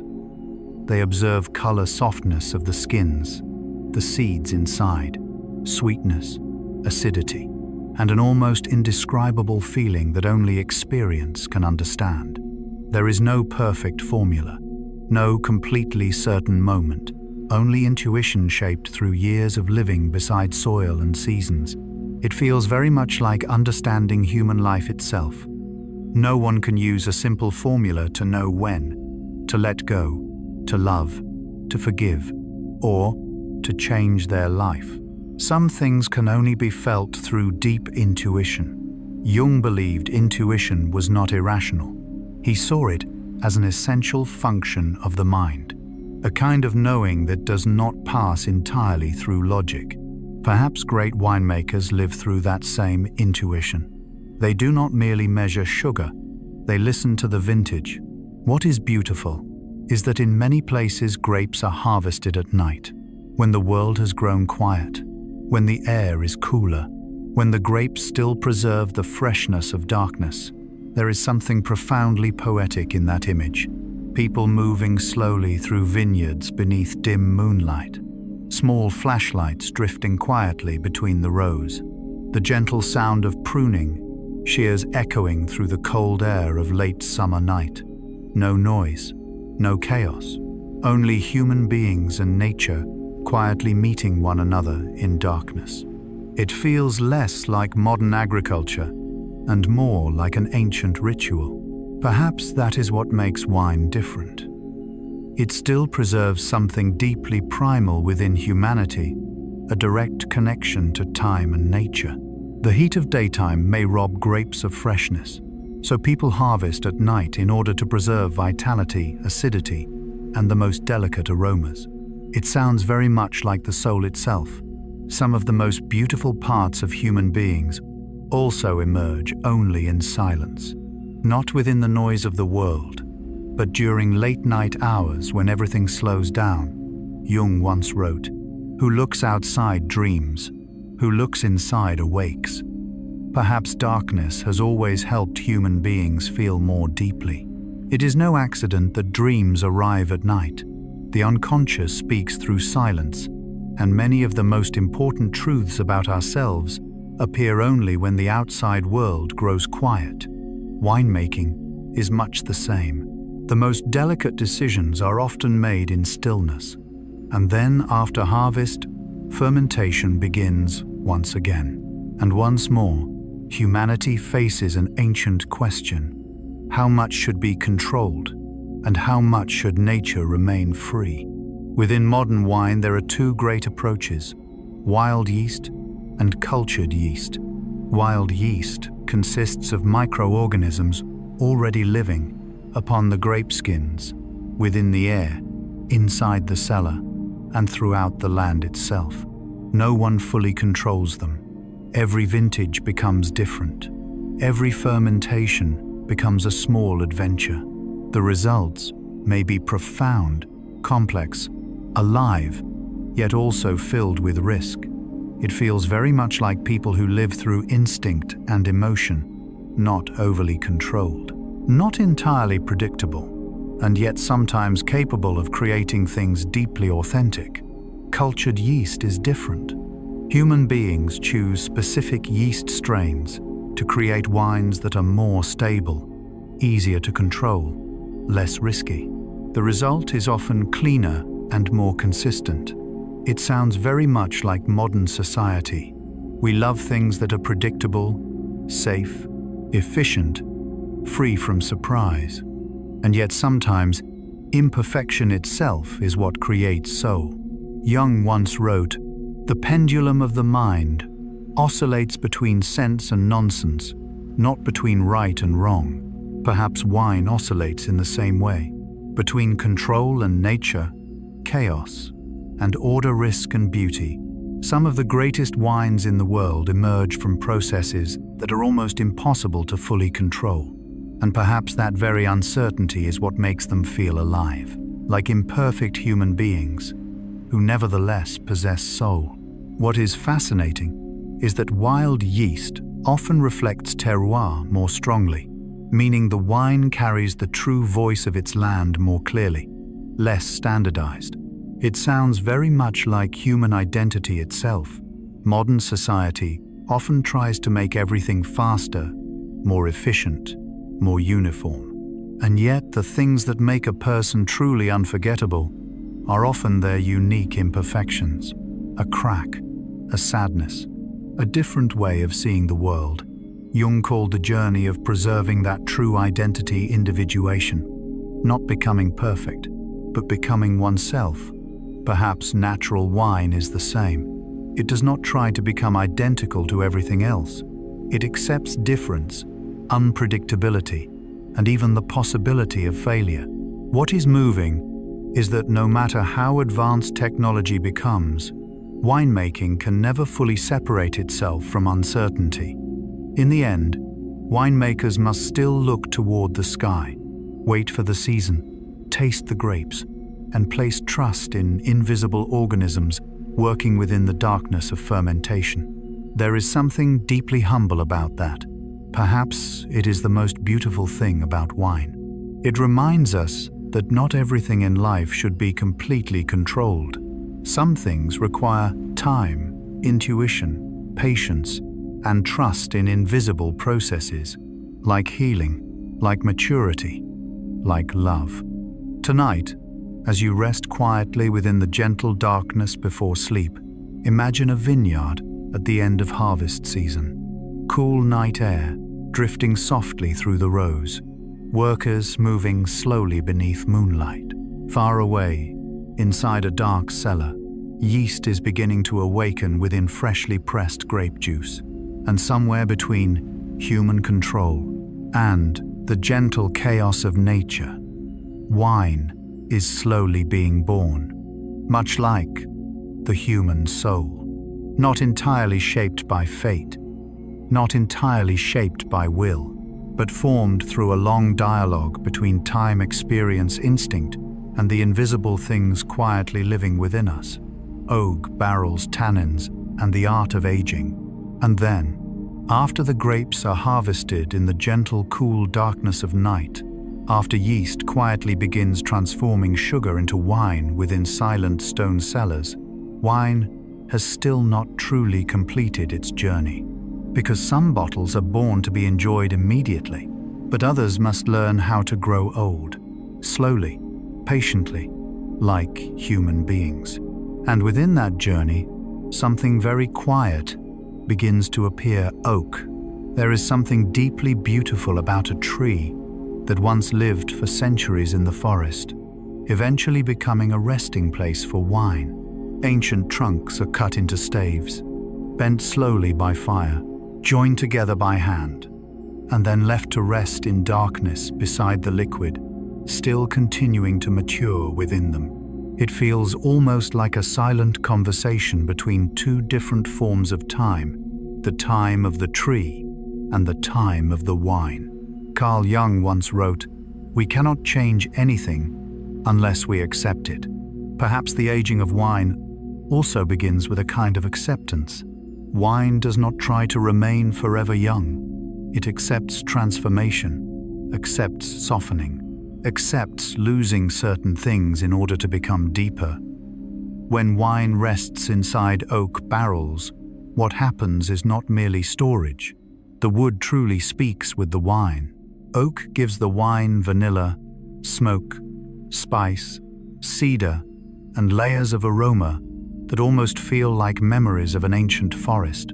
There is something deeply moving in this.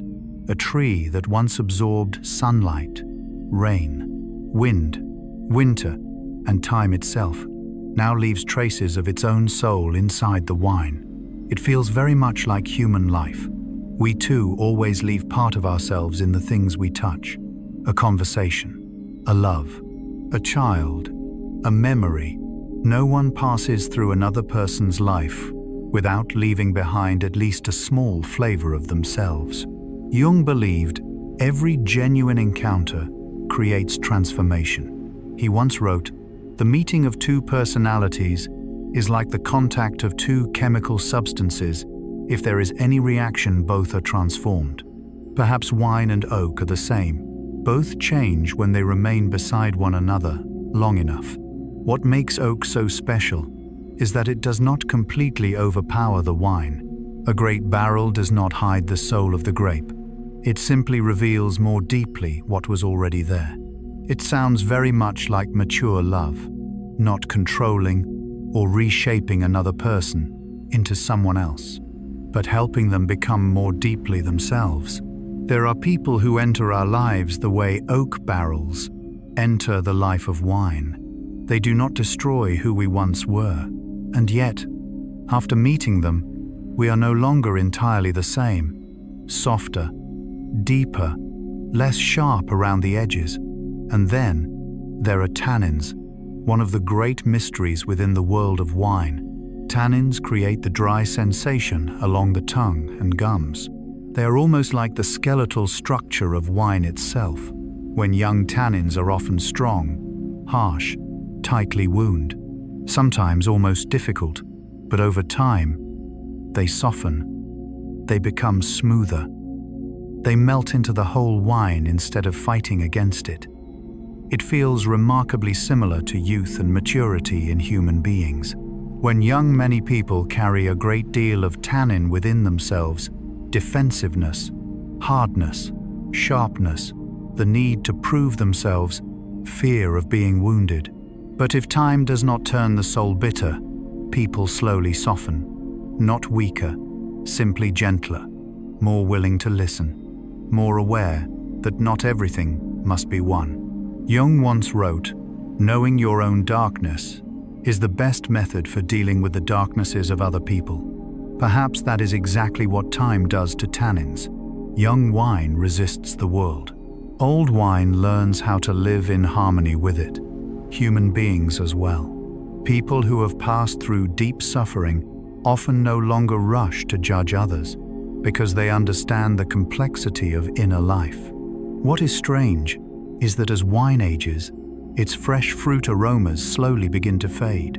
The scents of cherry, berries, apples, citrus gradually make room for something darker and quieter: earth, tobacco, leather, dry leaves, forest after rain, old smoke. There is something beautifully sad about this. Young wine resembles youth itself, bright, vibrant, full of energy and fruit. Aged wine resembles memory, quieter, deeper, less loud, yet carrying the depth of time. Perhaps human beings are the same.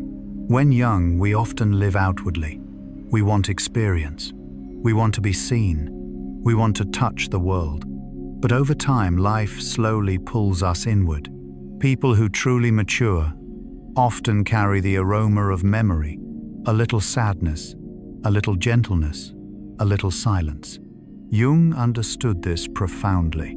He did not see aging as decline, but as a form of psychological transformation. He once wrote, "Life really does begin at 40. Up until then, you are just doing research." The line feels both humorous and deeply true. Perhaps wine also truly begins only after many years resting quietly in darkness. No one sees the process. No noise surrounds it. No bright light shines upon it. Only time. And that is fascinating within the modern world. People today are often afraid of aging, afraid of wrinkles, afraid of losing youth, afraid of time itself. But wine offers another perspective. Some forms of beauty appear only after many years. A young Barolo may feel too hard, too severe, but after 20 years, it becomes almost like poetry. It sounds remarkably like the soul. Some young people are brilliant, but still lack depth. Then time passes through loss, love, failure, loneliness, healing, and something within them changes, no longer so sharp, no longer needing to prove so much, simply becoming more real. There is something deeply meditative about cellars where wine slowly ages, bottles resting silently for years in darkness. No one speaks to them. No one forces them to mature faster. People simply wait.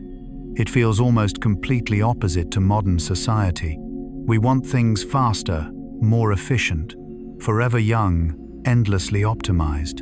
But wine reminds us that depth cannot be accelerated. No one forces a bottle of wine to age within a week. No one forces a soul to mature within a single summer. Some things arrive only with time. Jung believed the unconscious develops according to its own rhythm. It cannot be rushed. It cannot be completely controlled through willpower, like wine resting inside oak. Perhaps the strangest truth of all is this: wine does not defeat time. It collaborates with time. And perhaps this is the deepest lesson of aging itself. Human beings suffer greatly when they try to resist time, but perhaps peace exists elsewhere. In learning how to age beautifully, not clinging entirely to who we once were, but allowing ourselves to transform, like wine, from fresh fruit into earth and memory, from sharp strength into gentle depth. Tonight, as you rest quietly within the gentle darkness before sleep, imagine an ancient cellar deep beneath the earth, oak barrels resting silently in shadow, the scent of cedar soft smoke and old wine drifting slowly through the air. Inside those barrels, time continues its invisible work, quietly softening tannins, quietly transforming fruit into memory. And perhaps the human soul is also maturing in very much the same way, not through hurry, but through time, darkness, human encounters, and the willingness to accept that some forms of beauty only appear when we learn how to grow old beside life itself. The world's most unusual wines. And then, after wine learns how to age within the darkness of oak barrels, after tannins slowly soften like a soul that has lived through enough pain and healing, humanity continues discovering yet another strange truth. Not every bottle of wine follows the same path. Some wines are born from frost mold oxygen, or fermentations that once seemed accidental. It sounds unusual, but perhaps the deepest beauty of wine has always existed here. It never tries to become perfect according to only one pattern. Every special wine feels like another way nature and time tell their story.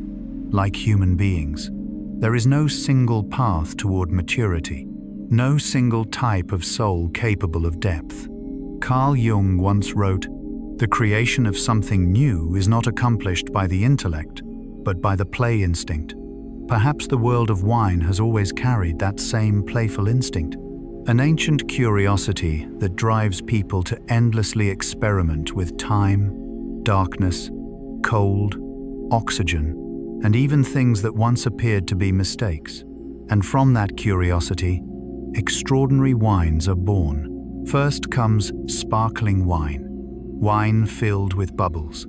There is something joyful about the existence of sparkling wine. After all, the stories of earth, tannins, time, and depth, suddenly wine begins to dance. The bubbles are born from a second fermentation. Yeast continues working inside the bottle or sealed vessel. Carbon dioxide can no longer escape and dissolves into the wine itself. And then, one day, when the bottle is opened, the sound of the cork echoes softly. Streams of bubbles rise like moving light beneath water. It feels remarkably like unexpected joy appearing within a difficult life. Champagne and other sparkling wines always carry the atmosphere of celebration. And yet, if we look more deeply, those bubbles are also created through pressure. There is something fascinating about that. Inside a bottle of champagne, beauty exists precisely because pressure was held inside. Perhaps human beings are the same. Some of the most beautiful parts of the soul emerge only after enormous pressure. Not every form of pressure destroys us. Sometimes, it creates movement of light within us. Jung once wrote, "No tree, it is said, can grow to heaven unless its roots reach down to hell." Perhaps sparkling wine is a gentle reminder that even pressure can become beauty. Then comes ice wine, one of the wines that almost feels like a winter dream. To create ice wine, grapes are not harvested at the end of autumn. Instead, they remain hanging upon the vines as the cold deepens. People wait for true winter to arrive, wait for the grapes to freeze beneath ice, then harvest them during the night or early morning within freezing air. When these frozen grapes are pressed, the water remains trapped as ice. Only concentrated liquid, sugar, acid, and flavor flows slowly outward. The result becomes a wine, extraordinarily sweet, yet still luminous and alive. There is something beautifully sad about this, a sweetness born from coldness. Perhaps human life is similar. Some of the gentlest souls are people who survived the longest winters. Jung understood this deeply. He did not believe suffering carried only negative meaning. He believed that if human beings possess the courage to pass through darkness, the soul may become deeper afterward. Ice wine feels almost like the perfect image of that truth, not despite winter, but because of winter.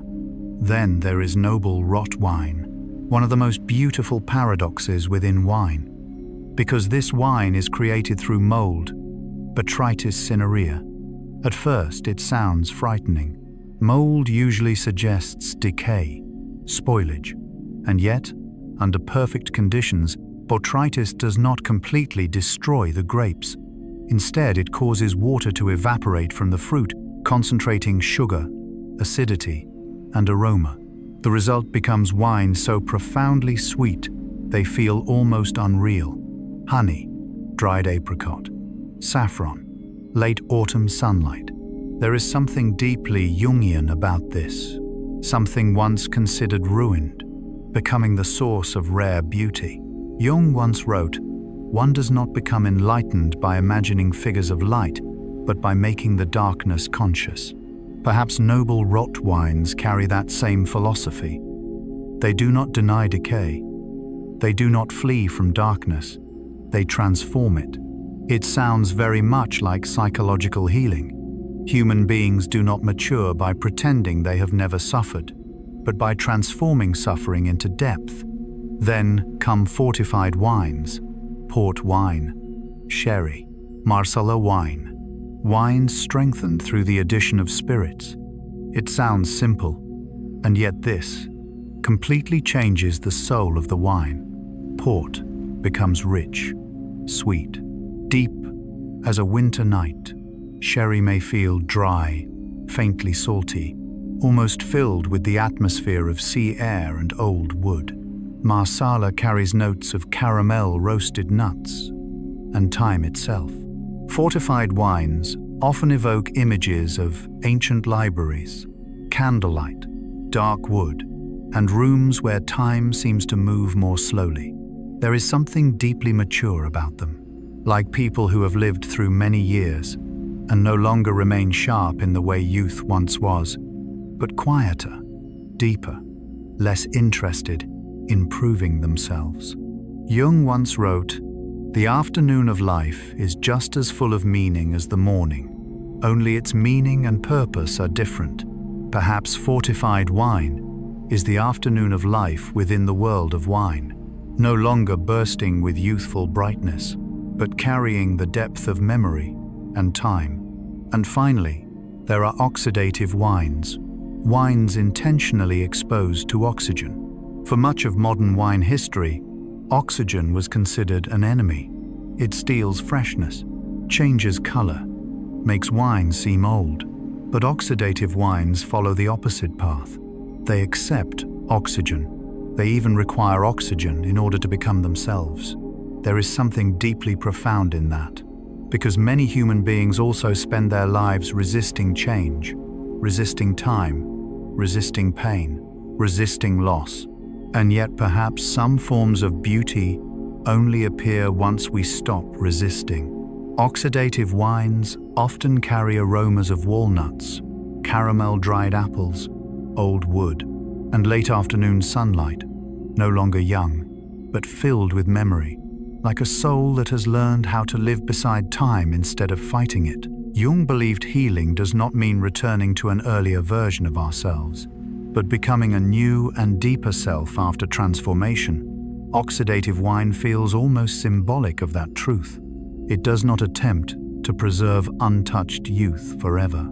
It accepts change, and from that very change, new beauty emerges.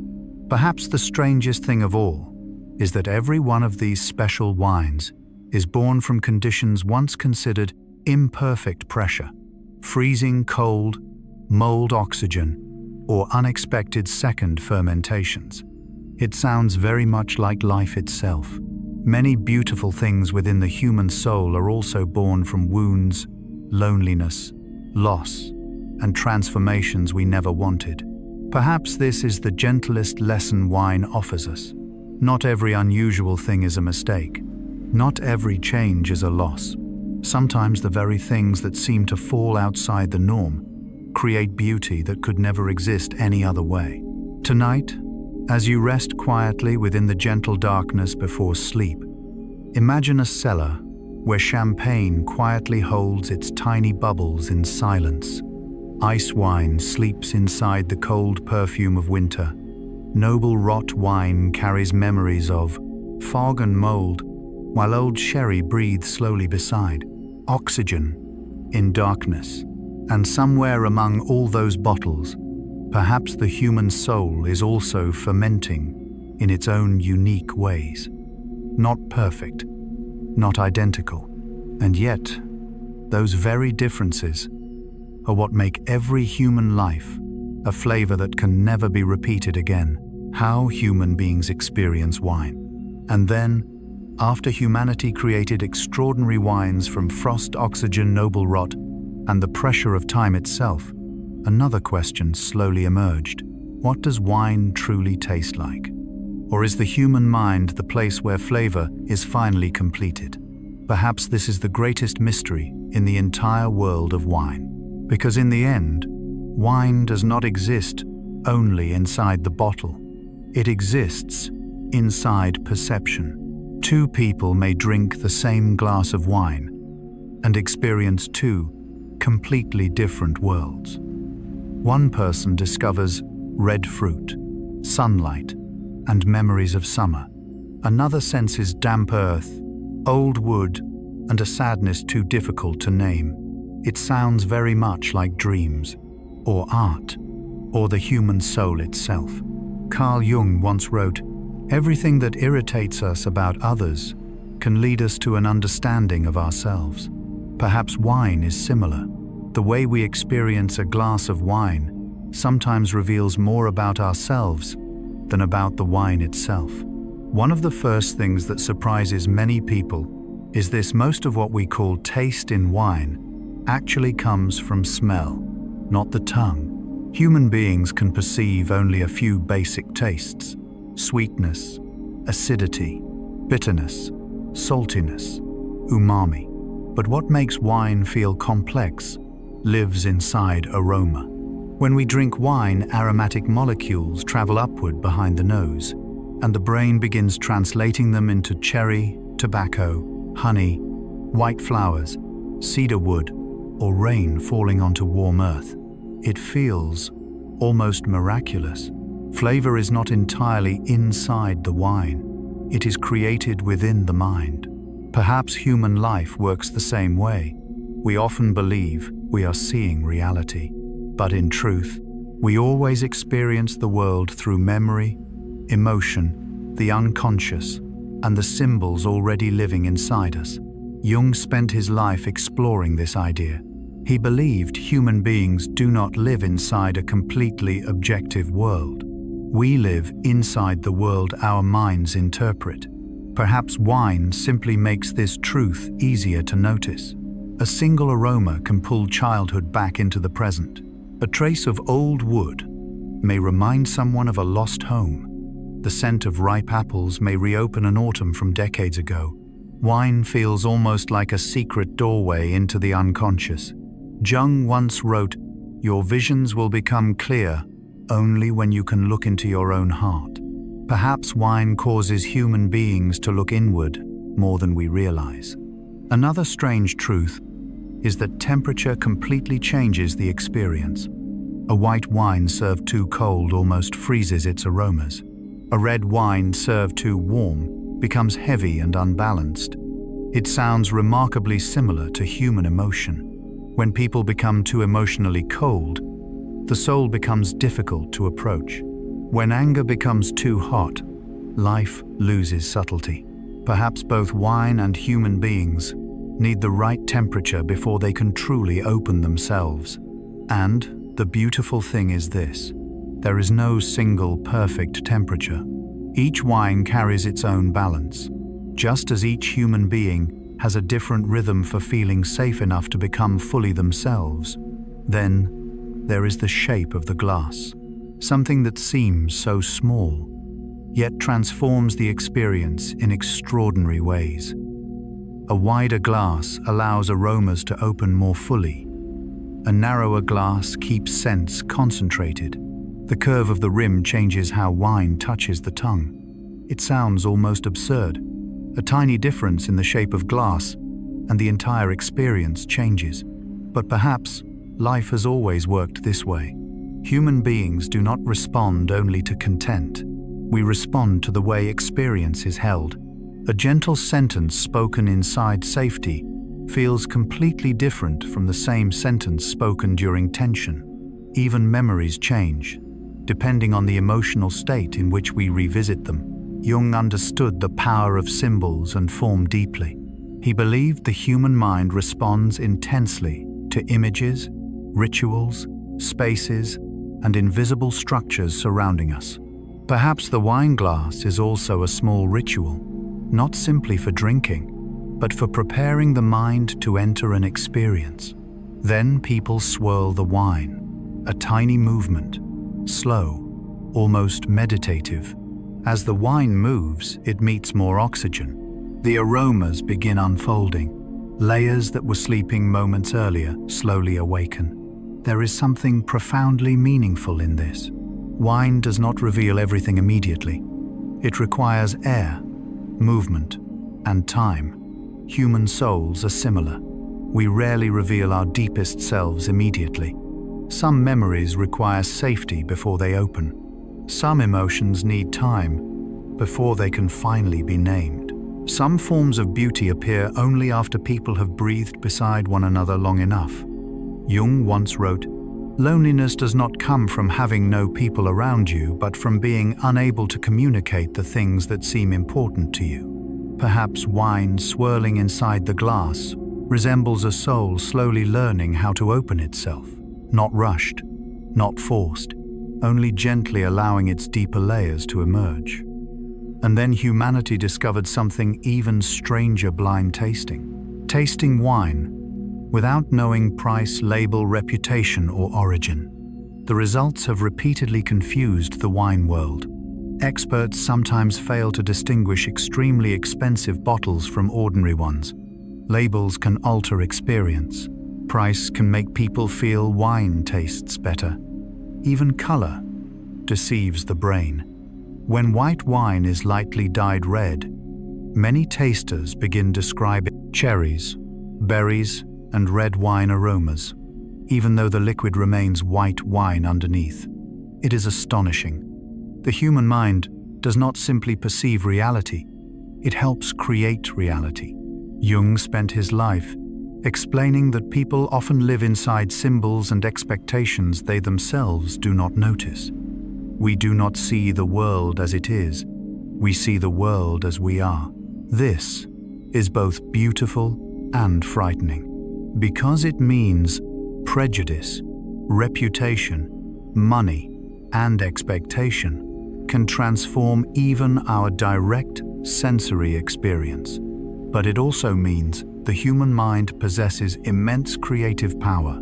A beautiful glass of wine is not created only by the liquid itself. It also lives within the room memory, the people beside us, music, light, and the inner state of the person drinking it. It sounds very much like happiness itself. No one experiences life purely through objective events. We always live through the meaning we give them. Some people sit inside beautiful rooms and still feel lonely. Others drink a simple glass of wine beneath warm yellow light and experience profound peace. Jung once wrote, "The least of things with a meaning is worth more in life than the greatest of things without it." Perhaps this is one of the gentlest lessons wine teaches humanity. Meaning matters more than perfection. A bottle does not need to be the most expensive wine in the world to become someone's most beautiful memory. And perhaps the deeper people go into wine, the more humble they become. Because they begin realizing, perception is always subjective, experience is always changing, and no one truly controls the way they experience the world completely. Perhaps that is also psychological maturity. Not believing we are always right, but understanding that human perception is always personal and limited. Tonight, as you rest quietly within the gentle darkness before sleep, imagine a silent room, a glass of wine beneath soft golden light. Someone slowly swirls the glass. Aromas begin unfolding into the air, fruit old wood earth after rain, and memories without names. And then perhaps you realize, maybe what human beings have truly been tasting throughout life is not only the outside world, but their own souls reflected back through it. Wine is not just a drink. And then, after humanity journeyed through all the deep layers of wine, from sunlight sleeping inside grapes, to invisible yeast creating miracles, from ancient vines beneath the wind, to dark oak barrels, where time slowly softens tannins, from frost oxygen and noble rot, to the realization that the human mind itself creates flavor, a gentle truth finally begins to emerge. Wine was never merely a drink. It has always been something more than chemistry, more than agriculture, more than a product sealed inside glass. Perhaps wine is one of the few things human beings create that still preserves the soul of time itself. Carl Jung once wrote, "The sole purpose of human existence is to kindle a light in the darkness of mere being." Perhaps wine is one of those lights. A way human beings attempt to preserve sunlight, memory, seasons, and emotion inside fragile liquid that itself will not outlive a single human life. When many people look at a bottle of wine, they see only the label, the vintage, the region, or the price. But inside that glass bottle truly lives the climate of one specific year, the rainfall of a vanished spring, the sunlight of a summer that will never return, winds that once crossed a vineyard, and the hands of people who may now be old or gone forever. There is something beautifully sad about this. A season has died, yet its memory continues, living inside wine. Perhaps that is why old bottles move people so deeply, not only because of flavor, but because they feel like touching time itself. A bottle of Bordeaux wine from 1982 is not merely wine. It is the summer of that year, the rains of that season, the land itself, and all the human beings who lived during those days. Wine feels almost like liquid memory. Jung believed memory does not exist only inside the brain. He believed human beings carry far deeper layers of memory, collective memory, ancient symbols, primordial emotions, living within the unconscious. Perhaps wine is also a kind of unconscious of nature, a place where sunlight, earth, and time continue to live. What is extraordinary is that wine exists through the meeting of many things that appear unrelated. It is chemistry. Because yeast transforms sugar into alcohol through complex biological reactions, it is agriculture. Because everything begins with soil roots and seasons, it is climate. Because a single untimely storm can alter the soul of a vintage, it is history. Because many wine regions still carry traces of wars, empires, disease, and migrations stretching across centuries. It is culture, because every civilization drinks wine differently. It is art, because, in the end, no perfect formula can guarantee a truly great wine. And it is also chance, because even the greatest winemaker in the world still depends on something impossible to control completely: the weather. It sounds remarkably like life itself. Modern people often want to believe everything can be calculated, every outcome has a formula, and success always comes through total control. But wine refuses that illusion. It always preserves uncertainty, like human destiny. Jung once wrote, "Man needs difficulties. They are necessary for health." Perhaps wine also requires uncertainty in order to feel alive. A perfectly easy year sometimes creates wine without depth, while difficult years drought cold. Pressure from nature may force grapes to become more concentrated. It sounds very much like the soul. Many of the deepest human beings are not born from easy lives, but from loss, loneliness, failure, and long winters inside themselves. Perhaps the most beautiful thing about wine is this: it can never be perfectly repeated. A vintage happens only once. A rainy year will never taste identical to a year of intense sun. Even the same vineyard creates a different wine each season. It sounds exactly like human life. No moment truly repeats itself. An evening, a conversation, a summer, an embrace, a version of ourselves. Everything exists only once, and then disappears. But perhaps that irreversibility is precisely what makes life beautiful. Wine reminds humanity of this in the gentlest way. Each bottle is a moment rescued from time, a small but deeply moving attempt to resist disappearance. Jung believed human beings endlessly search for meaning in the face of mortality. Perhaps wine is one of humanity's oldest answers to that search. People know that seasons will pass, grapes will wither, years will vanish. So they create wine, as though quietly saying, "This moment deserves to be remembered." And yet wine itself is not immortal. It ages, it fades. Eventually, it dies.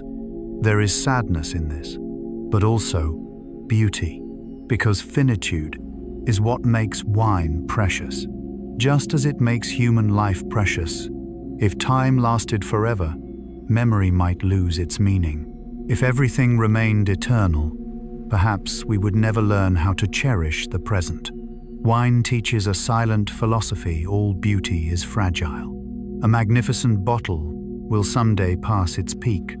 A season will disappear, a human life as well. But this does not make existence meaningless. Quite the opposite. It is precisely because things are temporary that they become unforgettable. Jung once wrote, "Even a happy life cannot be without a measure of darkness."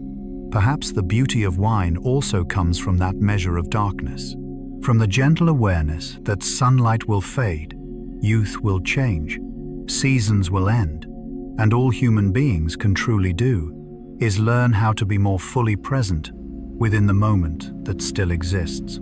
Tonight, as you lie quietly within the soft darkness before sleep, imagine an old bottle of wine resting silently inside a cold stone cellar. Inside it lives the sunlight of a vanished summer rain from years ago, earth from a distant place, and time itself sleeping inside glass. And perhaps human beings are very much the same. We carry within ourselves vanished seasons, unrepeatable memories, sadness that has slowly settled, and moments of light that once touched the soul. Perhaps in the end, life is not a journey toward perfection, but toward learning how to preserve vanished seasons gently inside ourselves, like wine, a vanished season preserved in glass.